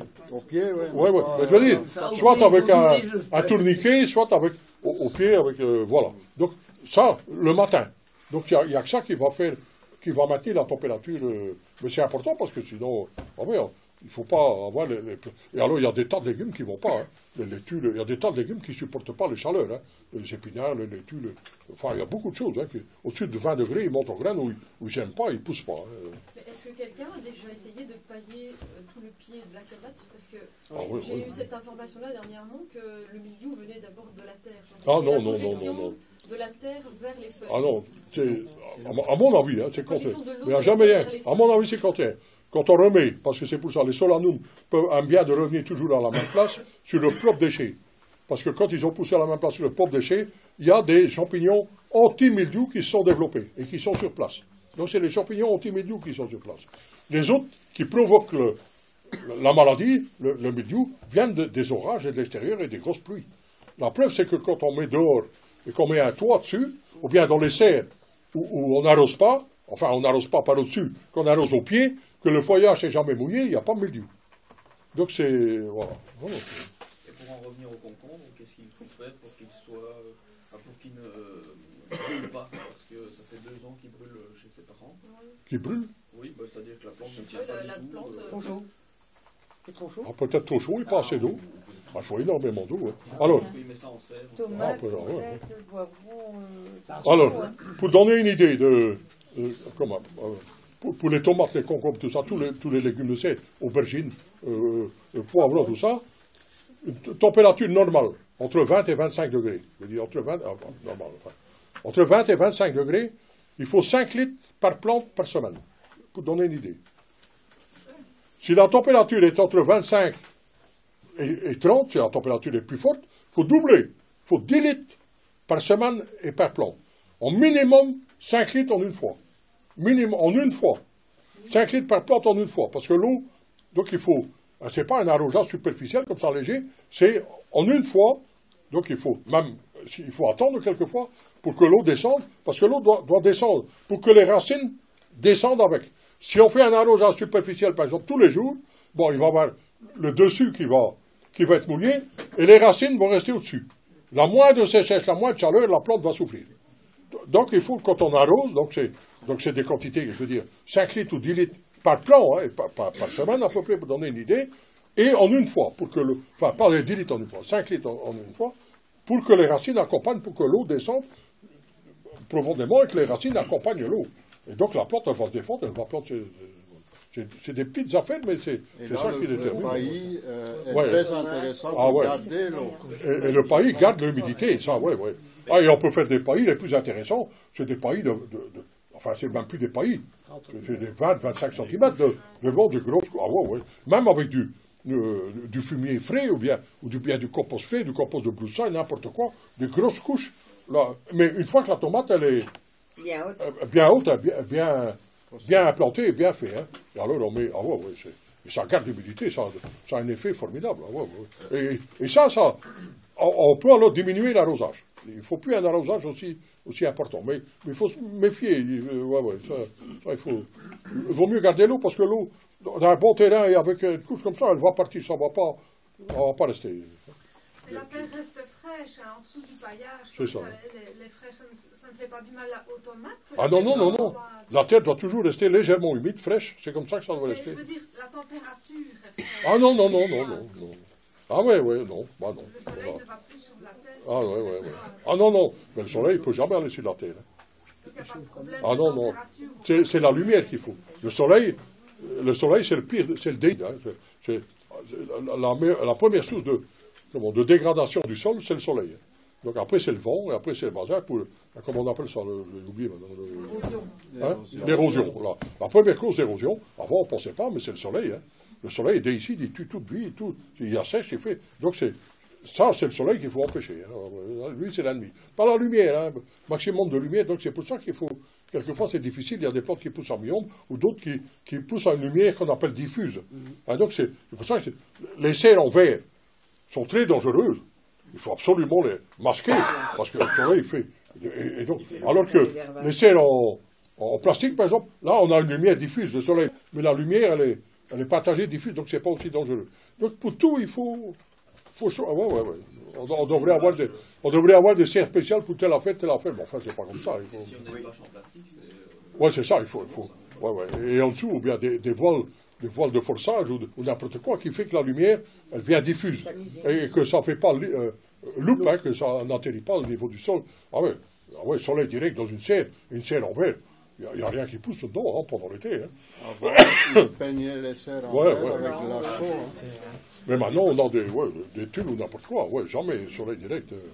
Une question opposée. Quand vous avez dit tantôt par rapport à 25 degrés. Donc là, on met 10 litres d'eau par plant par semaine. Oui. Maintenant, en 2 fois. Est-ce qu'on peut mettre 5 litres par exemple le matin et 5 litres... Ah non. Non, il vaut mieux 2 fois par semaine, à 3-4 jours d'écart. Mais est-ce qu'il est préférable d'arroser à ce moment-là, soit le matin? Ah non, le matin. Hein. Ah non, pas le soir, hein, le matin. L'arrosage du soir provoque les maladies à champignons. Quand on mouille la feuille. On mouille, hein, donc... Mais quand on mouille pas la feuille... Oui, quand on mouille pas, Mais pour la chaleur, pour faire baisser la chaleur, c'est le matin. Mais là, c'est un peu partout qu'il faut mouiller. C'est pas que aux pieds. Oui, d'accord. Même les chemins, vous pouvez verser de l'eau. C'est l'évaporation qui fait que la température baisse. Alors, l'idéal, c'est faire comme le principe de la serre californienne. Hein, comme il y a une serre californienne avec de l'eau, c'est que dans tous les serres, il y a un maximum d'eau. Parce que l'eau fait que les températures, quand il fait froid, sont plus hautes, et tempère les températures quand il fait très chaud.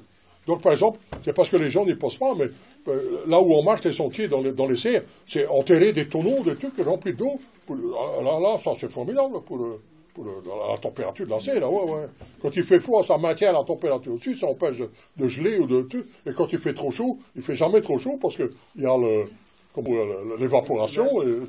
Ah ouais, donc maximum d'eau dans une serre. Donc le matin, parce que moi j'ai déjà lu qu'au printemps, il était préférable d'arroser le matin. Et quand, fin du printemps, été, à ce moment-là, préférable d'arroser le soir. Est-ce que c'est possible? Moi, je dirais le contraire. Ah ouais, c'est le contraire. Ouais. Mais il faut essayer, vous allez voir, essayer. Puis vous nous dites quoi l'année prochaine, comment ça a été. C'est ce que je suis occupé de faire. Ouais. Mais non, ça. Pour faire baisser la température, c'est l'eau le matin. Hein. Ah ouais, le soir, ça n'a pas beaucoup. Pour baisser la température et pour apporter de l'eau aux tomates aussi. Pour apporter de l'eau. Ouais, mais ça, dans les deux cas, ça ne change pas. Ça ne change pas. Ah ben non. Ah ben, à mon avis, non. Ça, ben non. Ouais. Parce que comme la tomate a besoin. Les températures, quand on arrose le soir, les plantes vont peut-être garder l'humidité plus longtemps. Ouais. Il n'y aura pas l'évaporation et tout. Mais il parle de la température quand il faut faire baisser. Ça, c'est le matin qu'il faut faire. Le soir, ça n'a. Mais pour l'avantage, pour dire de nourrir la tomate, parce que bon. Ouais. Ça, c'est peut-être mieux le soir. Ouais. Oui, d'accord. On va dire que le soir, le mal il est fait, quoi. Parce que s'il y a déjà eu de la chaleur toute la journée, en fait, même si on arrose, on n'arrivera pas à non. le volume d'air chaud qui est la journée. C'est ça, Alors, haricots aram. Urgent aussi, hein. Si possible avant le 15 juin. Quelquefois, on peut aller jusqu'à fin juin, mais alors il faut avoir une chance d'avoir un bel automne. Hein. C'est ça. Ces dernières années, on a un bel automne. Hein. Généralement, l'automne est beau, assez loin. Mais enfin, essayez d'avoir avant le 15 juin tous les haricots aram. Hein. Donc c'est bien haricots à pêche là, tous les haricots grappons. Pas les autres. Enfin, les autres, je vais parler après. Là. Mais haricots aram, hein, plus vite possible. La tétragone, l'épinard Nouvelle-Zélande, qui ne vient pas du tout de Nouvelle-Zélande. Je ne sais pas pourquoi on appelle ça l'épinard Nouvelle-Zélande. Ça vaut la peine, hein, mais c'est urgent. Essayez d'avoir des plantes s'il y a moyen, mais c'est urgent, ça vaut la peine. Hein. Chaque plante fait 1 mètre carré, 2 mètres carrés, c'est des plantes qui rampent comme ça, avec on mange le bout des tiges jeunes et les feuilles. C'est comme un épinard, mais plus doux, c'est vraiment et très abondant et très très bon. Voilà. Aussi bien pour les soupes que pour les pardon. Hein? Difficile à sortir, ouais. Alors pour sortir, il faut donner un gros coup de marteau sur la tête. C'est pas de la rigolade. Un gros coup de marteau sur la tête, pourquoi? Parce que c'est une akène. Un akène, ça veut dire c'est une enveloppe dans laquelle il y a 4-5 graines. Donc c'est pas la graine qu'on a. Et donc c'est l'écorce souvent qui est très dure. Et puis pour sortir de la dormance, c'est difficile aussi. Parce que on a des tétragones. Et quand on laisse grainer dehors, encore pas tout, on laisse grainer, ça passe l'hiver, et au printemps, ça lève tout seul. Alors que, à partir, quand on l'a mis là, pour faire sortir, il faut mettre au congélateur, ou un coup de marteau dessus c'est pas. Mais cette année, j'ai eu facile comme tout. L'année passée, très difficile, cette année, ça a levé, sans faire tout ça, j'ai mis assez tôt, et je dis après, si ça va pas, je vais mettre le congélateur ou quoi. Et ça a sorti bien. Alors, c'est peut-être, vous allez dire, c'est peut-être mon hobby, mais, tu vois quelque chose? Cette année, j'ai mis, et ça pousse bien, hein, dans le tétragone rouge.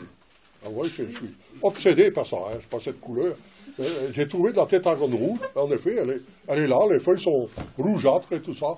Je ne sais pas si c'est la même que les autres, je suppose que oui. En tout cas, elle a l'air très costaud. Parce qu'en général, les plantes qui ont une pigmentation rouge sont plus costauds, comme dans les laitues et tout. Contiennent des autres pigments, et en général sont plus rustiques, plus résistants aux insectes et au climat. Donc c'est pas d'ordre idéologique, hein, que je parle.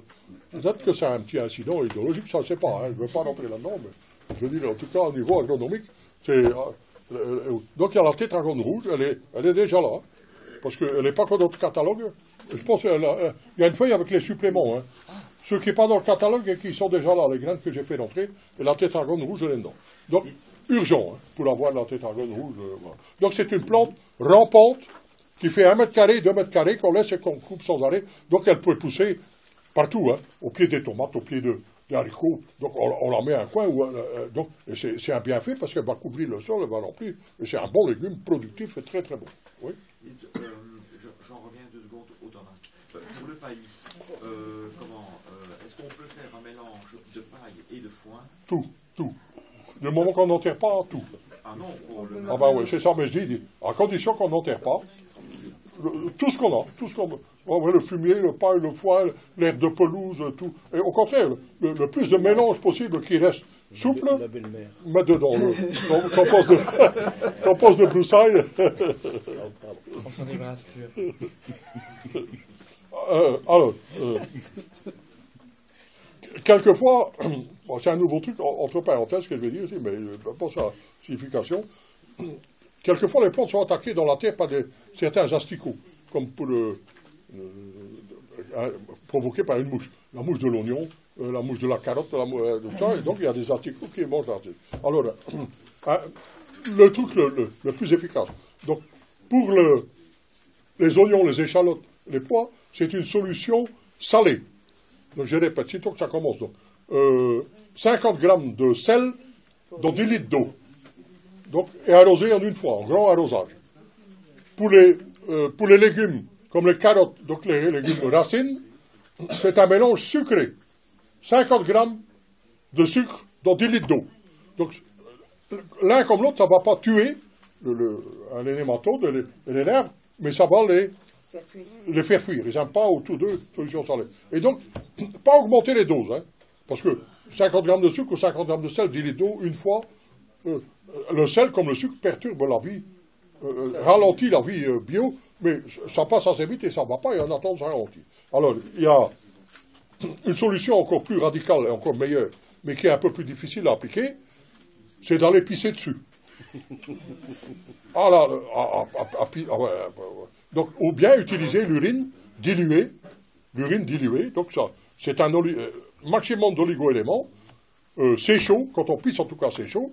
S'il y a des nématodes, des asticots, ils sont morts. Une fois. Si vous allez 2 fois, c'est comme herbicide, ça ralentit. Mais une fois, avec la chaleur et les machins, ça c'est mort. Donc, si vous gardez votre urine, L'usine à urine, ça va être plus froid, mais le fait de tellement riche en oligo-éléments, tout ça, est dilué dans l'eau et arrosé avec ça. Mais ça, c'est valable pour tous les plantes. Hein. C'est vraiment, gaspillez pas si vous avez l'occasion. L'urine est l'engrais le meilleur au monde. C'est celui qui contient le plus que les algues marines et tout, hein, qui contient le plus d'oligo-éléments différents et des choses rares. Et donc, c'est un engrais très efficace en très petite dose. Mais l'utilisation, en plusieurs fois, insister, ça devient un herbicide. Il faut savoir. Donc, une fois, je veux dire 2 fois, c'est un engrais. Plusieurs fois, ça fait disparaître les herbes les plus tenaces. Hein. Si vous voulez vous débarrasser de quelque chose, débarrasser d'une mauvaise herbe, comme le lierre, tout qui est là, qui fait, je veux dire, un lierre, il fait 10 mètres sûrement, au moins 10 mètres de racines dans le sol, vous ne savez pas vous débarrasser, sauf si vous allez pisser dessus tous les jours, ou bien si vous en prenez votre chien à aller pisser là, ça c'est mort. Hein. Donc, une fois, 2 fois, c'est un engrais, plusieurs fois, c'est un herbicide. Donc les huiles. Mais perdez pas ça, hein, comme les engrais humains aussi. Hein. À un moment donné, ils ont bien réussi le coup. Hein. N'utilisez plus d'engrais humains, ça transmet les maladies, c'est tout des conneries, mais incroyables. Les pays qui ont continué, comme la Chine et tout, à utiliser l'engrais humain ont des résultats formidables, dont la terre est des terres riches et tout ça, parce qu'on sait très bien que maintenant, la terre, une terre riche, une terre qui vit, elle neutralise toutes les maladies, il n'y a aucune des pires maladies qui résiste dans une terre qui est vivante, ça tue tous les bactéries et tout. Donc on raconte, mais c'était pour vendre les engrais chimiques, bien sûr.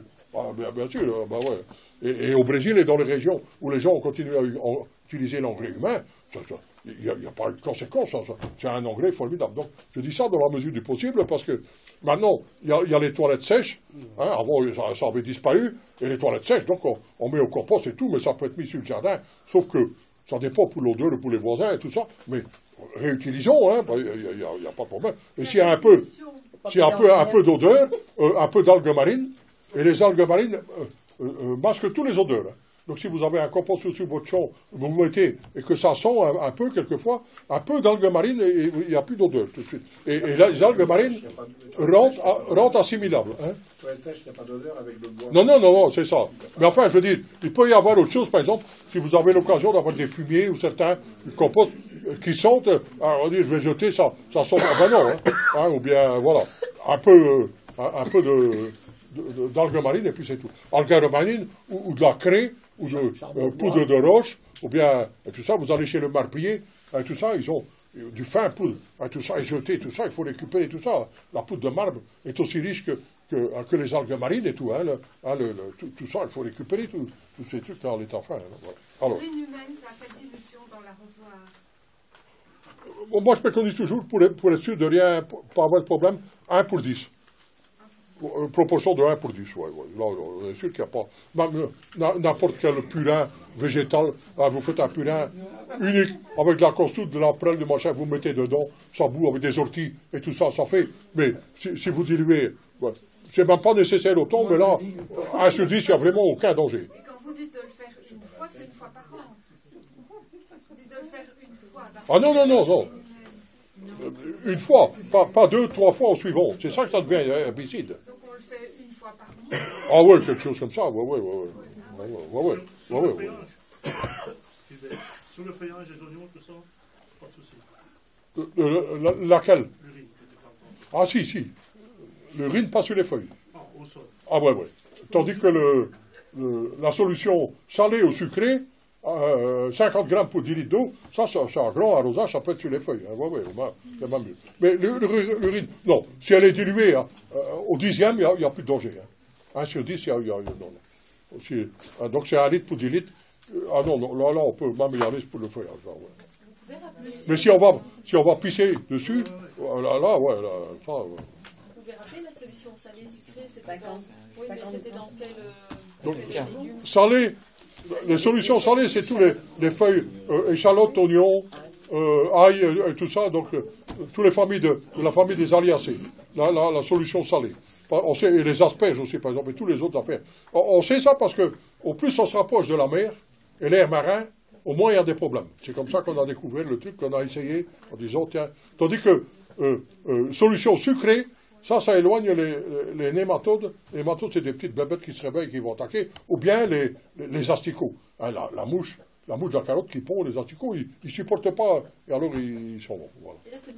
Mais généralement aussi, rien que de l'eau, ça suffit. Hein. Souvent, détremper un bon arrosage, quand on est attaqué, souvent l'arrosage suffit. Un bon arrosage. Mais poudrer aussi, il y a des algues et tout ça. Enfin, il y a toute une panoplie selon l'ordre d'attaque, selon le... Mais c'est arrosé ou pulvérisé? Non, arrosé. Ah, ouais. Moi, je ne sais jamais les solutions pulvérisées. Ça, je suis trop paresseux pour faire tout ça. Préparant tous les trucs. Et alors, encore une autre question. Les algues marines, on peut en remettre maintenant? Tous les mois. Toute l'année, tout le temps, sans arrêt.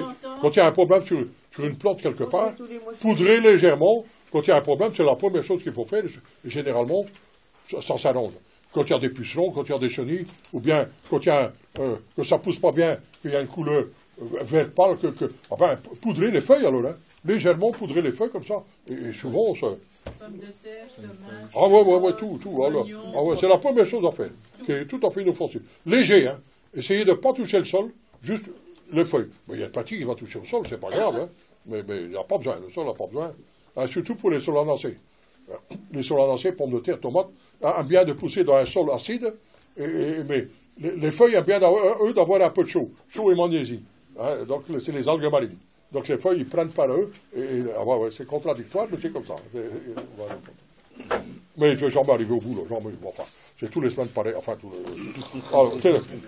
alors, chou-fleur et brocoli à grosse tête, urgent.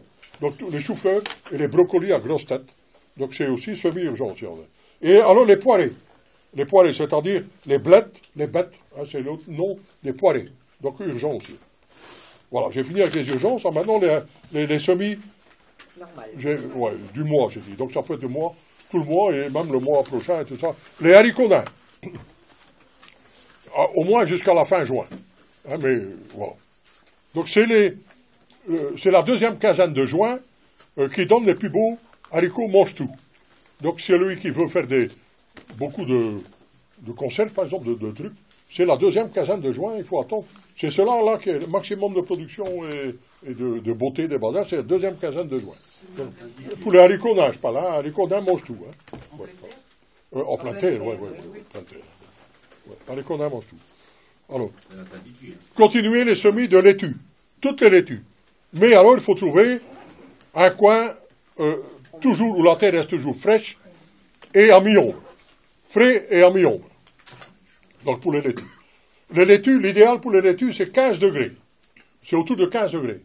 Au-dessus de 20 degrés, il y a beaucoup de laitues qui ne germent pas, et au-dessus de 20 degrés, tous les laitues, elles souffrent. Donc il faut savoir. Donc au-dessus de 20 degrés, donc il faut trouver des coins frais, mi-ombre, voilà. Et même pour la germination et tout. Hein.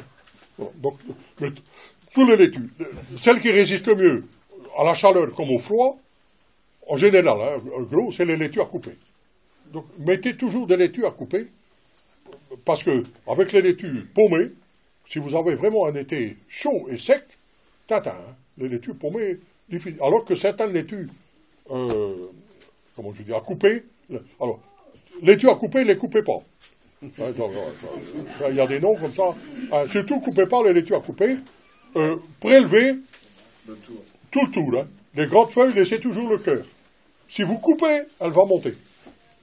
Si vous prélevez le tour, le choc est moins, là, comme on appelle ça, le stress. En anglais, le stress. Donc là, la plante n'a pas de stress ou presque pas. Et donc, elle ne va pas inciter, on n'incite pas à monter en graines, et donc elle va continuer à développer. C'est valable pour toutes les plantes et tous les légumes qu'on dit à couper. Hein. Préservez, laissez le cœur, vous allez voir, vous allez être surpris. Même avec la mâche, avec n'importe quoi, vous allez avoir de la mâche toute l'année en prélevant les feuilles du tout. Mais c'est un peu plus de boulot, ou bien des autres plantes, hein, en laissant le cœur, hein, les épinaires et tout ça. Donc, voilà. Donc les laitues, on ne va pas oublier quand même. Il faut être un bon génie hein, pour avoir des laitues toute l'année, surtout l'été. Hein.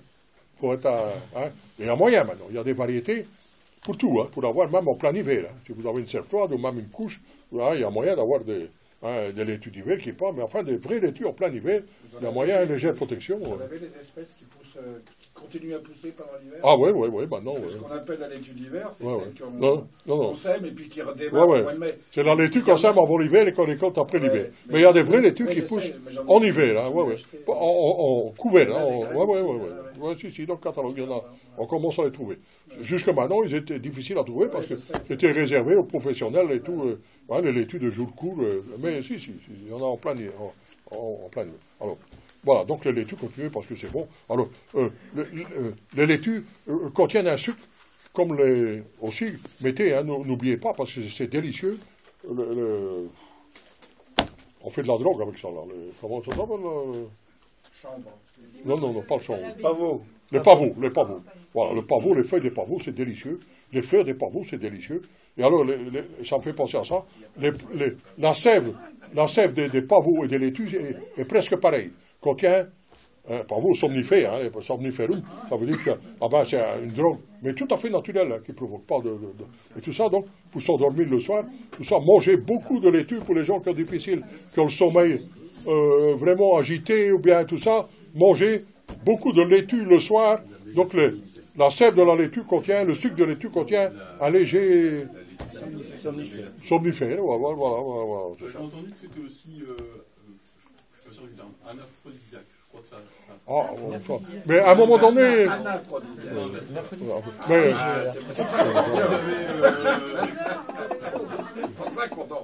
ça, nous on a préconisé ça, surtout l'ail des ours, un aphrodisiaque, parce qu'en Wallonie on commençait à manquer de bébés, alors on fait beaucoup de réclames pour l'ail des ours, hein, pour repeupler la Wallonie. Hein. On manque de. Donc tout il peut être. Hein. Mais on a dit ça de tous les légumes. Il n'y a pas un légume qu'on n'a pas dit que c'était aphrodisiaque. Mais il y en a que c'est vrai, il y en a que c'est faux. Mais comme le problème.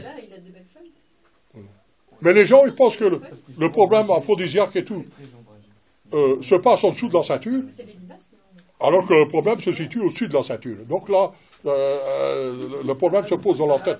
Donc tout le reste, c'est des... Bon, ben c'est beau, on peut blonder, on peut rêver, on peut faire des filtres d'amour et mais, bon, ça c'est de l'ordre du rêve, là, c'est là-dedans que ça se passe. Hein, Dans quoi on doit chercher les laitues alors qui pompent pendant l'hiver? Dans quelle rubrique? Active, les laitues très actives. Et à jour court. À jour court, oui, les laitues à jour court. J'étais dans quoi, moi? Ah oui, alors un autre truc, mais je vais quand même dire, pour les gens qui ne savent pas dormir, ou bien pour les enfants, qui ont dans la misère de coucher le soir, même pour les adultes, c'est, j'allais dire couler tout nu. On peut couler tout nu, mais les pieds nus. Pieds nus. Voyagez le soir, sortez, pieds nus dans la terre. Vous allez vous décharger. Ah ouais, l'électricité statique, vous allez vous décharger, ça fait un bien fou. Rien que ça. Dans une pelouse, dans un machin, ça c'est l'idéal. Mais même sur les chemins, pour décharger, mais l'idéal c'est sur la terre, dans une pelouse, dans l'herbe, tout ça, pieds nus, un peu pieds nus, vous allez voir, ça décharge, ça fait des sommeils formidables. Donc, quelquefois, il ne faut pas beaucoup pour... mais ça, c'est... Ouais. Donc, mais il faut faire attention, si vous mangez des laitues, et puis que vous allez courir dans votre pelouse, pour quelqu'un qui vienne vous chercher, si vous tombez endormi, faites attention.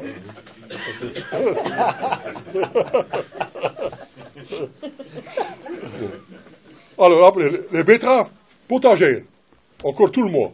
Donc on peut semer, j'appelle potagère, parce que c'est pas betterave rouge, il y a des rouges, il y a de toutes les couleurs. Donc voilà, ça a choisi. Là. Les chicorées, mais les chicorées, encore tout ce mois-ci, et puis encore tous les 2 mois qui viennent, juillet et août, mais on peut commencer. Parce que avant, c'était un peu risqué. Un peu risqué dans le sens que ça risque de monter en graines assez vite. Donc les scaroles, les endives, tout ça. Tandis qu'à partir de maintenant, quand il fait bon, il n'y a plus beaucoup de danger. Mais il y en a encore pour plus tard. Hein. Il y en a qui ne gèlent pas du tout. Donc on sème ça ou début septembre et tout ça. Mais là, celui qui aime bien, surtout pour faire des mesclins. Hein, mesclins, c'est beaucoup de laitue avec des chicorées sauvages, avec tout un mélange, donc des mélanges de salade et tout ça. Donc il faut mettre de tout, hein. De la roquette, de la salade de blé, des chicorées, et la laitue, ça fait des mélanges formidables, beaucoup meilleurs pour la santé que des laitues tout seul ou quelque chose tout seul. Hein. C'est agréable et tout. Et les chicorées contiennent vraiment beaucoup de goût. Il faut choisir. Alors. Il y en a des très fortes, je veux dire, avec des très douces. Hein, ça, c'est long. Il y a des gens, c'est jamais assez fort, assez acide, hein, qui mangent des pissenlits comme ils mangeraient des bonbons. Hein. Et donc là, celui qui aime bien ça, les trucs, c'est dans les chicorées sauvages italiennes qu'il va trouver son bonheur. Hein. Il y en a vraiment qu'il faut mettre du courage pour les bouffer comme ça, cru. Hein. Ouais, hein, mais ils contiennent des, comment on appelle, l'amertume, donc des principes amers absolument indispensables pour la santé. Hein. Alors que maintenant, on est toujours habitué sucré, et donc c'est dans les chicorées sauvages italiennes, par exemple, et en général dans les chicorées qu'on va trouver le principe encore amer. Hein. Alors, les choux brocolis âgés, ça vraiment, je recommande de façon formidable. Donc c'est dans la rubrique choux brocolis âgés. Ça veut dire, c'est pas fait pour avoir des brocolis à grosse tête. C'est une plante, donc on sème maintenant. Il faut voir dans le catalogue. Il y en a une dizaine, 10, 12 variétés. Il y en a qu'on peut manger à partir de Noël. D'autres jusque maintenant. Ça vient des grands choux de 1 mètre, 2 mètres de haut. Comme ça. Et donc des choux-fleurs, hein, des choux, mais des brocolis. Et qui produisent des jets, sans arrêt. Donc ce qu'on mange, c'est les jeunes jets, avec quelquefois au bout, un petit bouquet, un petit chou-fleur au bout. Mais sans arrêt, on cueille ça. Donc ça ne gèle absolument pas. Mais il faut semer ça maintenant, au mois de juin. Puis vous en avez donc les premiers brocolis pourpres de Noël. Ça s'appelle, il y en a des blancs, il y en a des pourpres. Mais c'est un légume, vraiment ça vaut la peine. Bon, et vous avez une période où il n'y a pas encore beaucoup d'autres légumes. Hein. Donc c'est dans la rubrique choux brocolis âgés. Il faut aller voir ça dans le catalogue. Il y en a tout plein, et ça vaut la peine. Hein. Ça, c'est vraiment bon. Alors, les choux du Portugal aussi. Donc les choux à côte. C'est un chou dont on ne mange pas les feuilles, enfin on peut manger si on veut, mais surtout qu'on mange les côtes. C'est les côtes qui sont très tendres et tout ça. Ça fait une floraison blanche au printemps, formidable. Parce que même si vous voulez une bonne pollinisation pour vos arbres fruitiers et tout ça, faut mettre des choux brocolis âgés, et puis des choux du Portugal, ou des choux d'hiver non paumés. Donc il y a aussi la rubrique choux d'hiver non paumés, c'est à semer maintenant aussi. Tout ça va fleurir, donc c'est tous des trucs qui ne gèlent pas, que vous avez en plein hiver, et qui deviennent bons quand ils gèlent, quand il fait froid, qui deviennent vraiment, parce qu'il y en a qui sont presque pas comestibles. Ils sont comestibles, mais je dis très durs que les lapins, les animaux, ils aiment bien, mais les gens, mais quand il y a un gel, ça vient bon. Mais surtout, alors, enfin pas surtout, mais au printemps, tout ça fait une grande floraison blanche, ou bien jaune, et ça attire tous des pollinisateurs, hein, les bourdons, les abeilles sauvages et tout ça, donc ça attire pour polliniser les herbes fruitiers. Donc il ne faut jamais attendre par ici aux abeilles domestiques. Hein. Les abeilles domestiques sortent quand il fait bon, hein, minimum 15 au-dessus de... Hein, mais souvent c'est 18 au-dessus, hein, sinon ils ne sortent pas. Hein. Donc tous nos arbres fruitiers, eux, ils ont déjà leurs fleurs beaucoup avant. Hein. Et donc ce qu'il faut compter ici dans les régions du Nord, c'est les abeilles domestiques, les abeilles sauvages, hein, les abeilles solitaires qu'on appelle, hein, les bourdons, les insectes. Et tout ça est attiré par, comme cette année, c'était la moutarde, hein, ça a attiré. J'avais des pieds de moutarde, enfin des choux. Oh, c'était rempli de... Donc, tout a une... Il n'y a jamais des choses qui n'ont qu'une... comment je dis un usage. Une raison. Un usage, oui. Il y a toujours, il faut chercher tous les usages. Hein, quelquefois, on met... Et qu'on ne mange pas, par exemple, si on ne mange pas, mais au moins, c'est beau, c'est joli, et ça va attirer... C'est comme une plante ornementale, et puis ça va attirer les vins. Donc, il y a toujours ça. La clétonne, donc ça, c'est très joli. La clétonne, le pourpier de Cuba. Donc, on peut avoir ça toute l'année. Ça gèle absolument pas non plus. C'est une plante magnifique. On appelle ça aussi le pourpier d'hiver, hein, de l'hiver. Hein, le pourpier pousse en hiver. Mais on peut avoir ça toute l'année. C'est une plante magnifique. Donc, une plante, la fleur, elle vient au milieu du légume et tout ça. Et le légume est à utiliser comme un pourpier, comme un tout ça. Donc, cru ou cuit, voilà. Ça s'appelle la clétonne de Cuba. Ouais. Oh, c'est des graines très fines, très machin, donc, ouais. À semer, à utiliser comme du pourpier, pour les gens qui connaissent encore le pourpier. Hein. Pardon? Ça ne gèle pas. Non. Il y a deux sortes. J'ai dans mon jardin, là, moi, à côté de la serre, là, presque au bout, là, une serre découverte, c'est la clétonne de Sibérie. Elle est encore supérieure. Parce que celle-là, elle pousse tout l'année, elle n'a pas peur de rien, elle est toujours là et tout ça. Donc elle est en fleurs maintenant. C'est beau, c'est magnifique. Et donc c'est la clétonne de Sibérie. Mais elle est un peu plus petite que la clétonne de Cuba. La clétonne de Cuba, elle vient 3-4 fois plus grande que les feuilles plus grandes que ça. Mais l'autre est une vraie vivace. Tandis que la clétonne le pourpier d'hiver, la clétonne de Cuba, elle fait son tour, elle disparaît à un moment donné, mais elle peut se ressemer aussi tout seul. Tandis que la clétonne de Sibérie, elle se ressème tout seul. Vous avez un parc quelque part, ça vient, c'est beau, et c'est vraiment bon. Hein. C'est toujours pour faire des mélanges comme ça, hein, mettre dans les salades, mettre dans les soupes, tout ça. Voilà. La clétonne de Cuba. Alors, le chou rave. Les choux navets, les navets raves. Donc le chou rave, c'est un chou qui fait une boule, et les feuilles sont dessus, donc il y a encore le semé. Les choux navets, les choux raves, les navets raves, encore maintenant, mais, attendez, ouais, et les navets aussi, encore maintenant, mais encore le mois prochain, et encore le mois d'août aussi. Donc, mais les navets, pas oublier, hein, c'est très bon hein, pour la santé, à faire des cures comme ça, pour faire des gosses et tout, là, comme on parlait tantôt, aphrodisiaque, c'est les navets, on n'y pensait pas, mais c'est ça le plus tonique, hein, c'est dans les navets qu'il y a le plus de... Ouais. Le fenouil. Ah, le fenouil, c'est le contraire. Ah ben voilà, vous avez un anti-aphrodisiaque. Ah ouais, c'est pas par hasard que je l'ai mis. Le fenouil, au contraire, ralentit les humeurs belliqueuses. Les hormones. Donc, mais le fenouil est pour assaisonner, donc il y a beaucoup de fenouils différents. Hein. Il y a des fenouils à bulbes, hein, qui est un vrai légume, puis il y a les fenouils, comme maintenant dans le jardin, il faut les voir, le fenouil bronzé, le fenouil vivace. Ça vient une plante à 2-3 mètres de haut, avec une odeur pour parfumer les pâtes ou les viandes, mettre un peu dessus pour donner et puis c'est joli. Et ça, c'est vivace. C'est à semer maintenant, c'est des vrais vivaces, le fenouil. Hein, il y a plusieurs sortes de fenouil.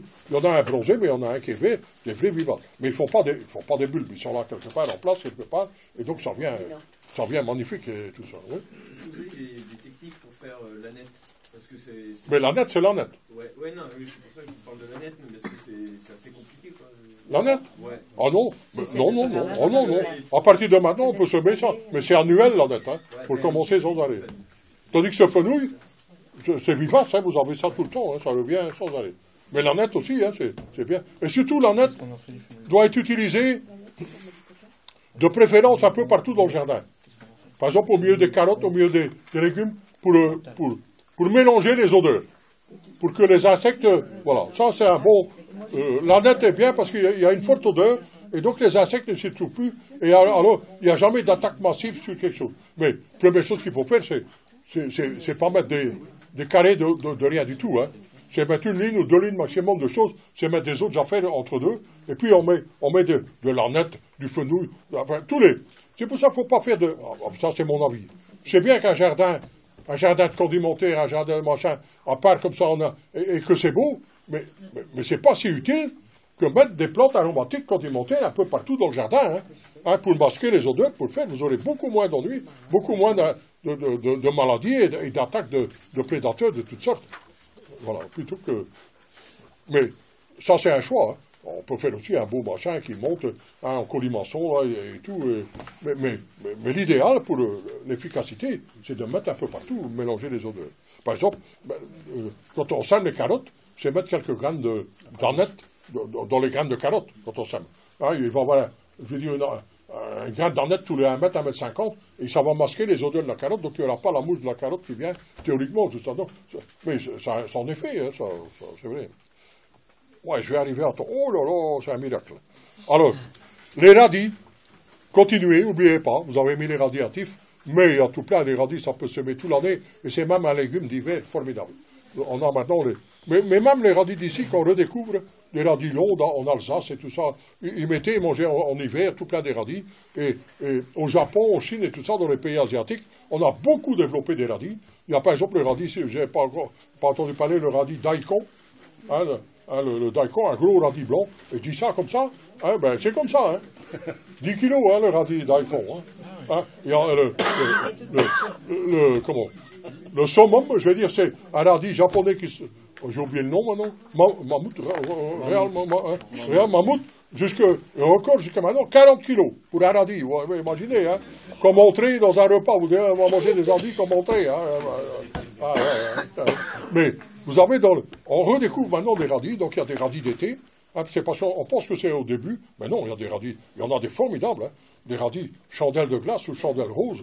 2000 ans, c'est absolument délicieux, ça pousse en été et tout. Et puis vous avez alors les radis d'hiver. Donc c'est le début des radis, il faut voir dans le catalogue, ceux à mettre maintenant, mais il y en a encore, les radis d'hiver, c'est encore un peu tôt. Je pense que c'est encore un peu tôt. Il y a encore un mois, je pense. Donc pour l'avoir tout l'hiver, ça reste là, ça ne gèle pas, et donc vous avez une crudité formidable tout l'hiver. Il y en a des longs, il y en a des ronds, il y en a de toutes les couleurs. Je pense que... Juin, juillet. Ah oui, juin, juillet, oui, c'est ça. Tandis qu'il y a des radis d'été maintenant, ça c'est maintenant. Ouais. J'ai semé le radis daikon il y a un mois et il est directement monté en ouais, c'est ça. C'est trop tôt. C'est trop tôt. Ouais. Pour les daikons, c'est trop tôt. Quand, maintenant, non, même pas encore un mois. Juin, juillet. Ouais, juin, juillet. Pour les daikons, par exemple, il vaut mieux semer. Ça monte vite en graines, donc il vaut mieux semer en juillet, pas avant. Et en juillet, il ne va pas monter en graines? Ah non, pas du tout même. Donc il faut que je les arrache et que je les mange le feuillage. Et alors, le feuillage est délicieux. Ah ouais, tout est à manger, ouais. Ah ouais, il ne faut rien négliger, c'est bon. Donc les radis, n'oubliez pas, il y a beaucoup de radis, et vraiment. Alors il y a les fameux radis noirs, les ramonas. Si vous êtes sensible et que vous avez des grippes l'hiver ou beaucoup de rhume l'hiver, faites une cure mettez des radis ramonas, des radis noirs ramonas, et faites un sirop avec ça, vous mangez beaucoup, comme ça c'est un anti-grippe formidable, tellement il contient des vitamines de je ne sais plus quoi, et c'est ça d'ailleurs, c'est les vitamines, le piquant, ce qu'il faut, la même chose que pour les réforts, là. Ça contient tellement de vitamine C, surtout des vitamines C, que c'est quasi immangeable, tellement c'est fort, mais c'est la vitamine C, l'arrêt aux grippes et aux rhumes, c'est ça qui est le plus fun. Et c'est bon, mais il faut trouver l'astuce. Il faut trouver l'astuce, c'est-à-dire, mettez sur la cheminée, là où il y a de la chaleur, un grand bol, comme ça. Des carottes, coupez des carottes en rondelles, un peu de carottes en rondelles, du sucre roux, si vous trouvez là, une espèce de sucre roux, du sucre candi, là, qui reste en morceaux, là. Et puis là, vous mettez vos radis là-dedans, ramonas noir. Donc ça va prendre le jus du radis, vous allez avoir un sirop, comme ça, c'est un délice. Bon, je ne dis pas que c'est bon pour la santé, mais pour le moral, c'est formidable. C'est pas bon pour les diabétiques. Donc il faut choisir quelquefois. Qu'est-ce qui est plus en danger? Si c'est la santé physique ou le moral. Et donc là, en fonction de ça, Et ils disent toujours que les frites, c'est pas bon pour la santé, mais pour le moral, il n'y a rien de meilleur. Donc il faut choisir. Alors j'ai vu que, par exemple, pour les frites, j'ai vu récemment que dans la France du Sud, ils donnent toujours des frites avec du vinaigre ou avec du picalilli, ou avec du vinaigre. Alors je cherchais pourquoi, parce qu'en effet, ça fait digérer les frites en un peut-être un peu trop gras, et que le vinaigre, ça atténue. Alors depuis, j'achète un gros paquet de frites et je mets la moitié mayonnaise et la moitié picalilli. Ça, donc faut pas, voilà, et c'est bon, c'est pas mauvais. Alors, moutarde, dernière affaire, aujourd'hui, c'est tout juste. Quelque chose qu'on n'a pas l'habitude aussi, et qui nous vient du Japon et de la Chine et tout ça, ce sont les moutardes, et les moutardes épinards. Surtout les moutardes épinards. Donc ça peut semer à partir de maintenant. Mais ça peut semer le mois prochain et le mois d'après. Donc c'est des grandes plantes, plus grandes même que, individuellement, plus grandes même que des laitues. Donc il faut assez bien de place. Hein, il faut semer très clair et tout ça. Ça peut se piquer aussi, mais c'est pas idéal. L'idéal, c'est de semer en place comme ça. Et donc il y en a de toutes les couleurs, des rouges, des vertes et tout ça. Donc c'est la famille des choux, avec toutes les propriétés des choux et de l'épinard. Donc ça là, on a un légume là formidable et qui ne gèle pas en hiver. Donc ça ne gèle pas en hiver. C'est pour ça qu'on peut en mettre un peu maintenant, par exemple pour mélanger des salades, pour faire. Mais surtout, attendez, mois d'août, pour en avoir plus, vous avez ça tout l'hiver. Alors les sorties de l'hiver, vous avez une nourriture là, formidable. Et on mange ça cru ou cuit? Ah non, surtout cru. Coupé dans la salade. Ah ouais, surtout cru. Après manger cuit tout aussi, hein, mais surtout cru, ouais. Et quand vous laissez grainer, ça ressème tout ça. Ah ouais, ça, une fois qu'on en a, quand même. Toujours. Mais c'est vraiment intéressant, c'est bien, c'est costaud. Il n'y a pas de maladie, il n'y a rien. Il y a juste que, si on sème trop tôt, il y a risque de monter en graines. Hein, c'est selon le temps. Si c'est le temps chaud et sec, hein, ceux qui aiment bien, eux, c'est chaud et humide. Donc c'est ça qu'il faut savoir. Donc quand il fait trop chaud et trop sec, là, ça risque de... Ça peut donner des feuilles comme ça. Hein. Ah ouais, c'est une grosse production, hein, vraiment forte. Ouais. Et des choux de Chine. J'ai oublié. Des choux de Chine aussi, on commence aussi. Pas trop vite, hein, un petit peu, parce que ça monte aussi vite en graines, hein, plutôt le mois prochain ou le mois d'après. Ouais. Est-ce qu'on peut repiquer les radis d'été? Oui, tous les radis peuvent se repiquer. Oui. C'est pas l'idéal non plus. Il vaut mieux planter un peu plus de temps pour les semer clairs en place. Ouais, ça fait tout doux, mais ça peut se faire. Ouais, ou en godet. Ah oui, en godet et le piquer avec le godet. Là, ça c'est mieux. Ça fonctionne à tous les coups.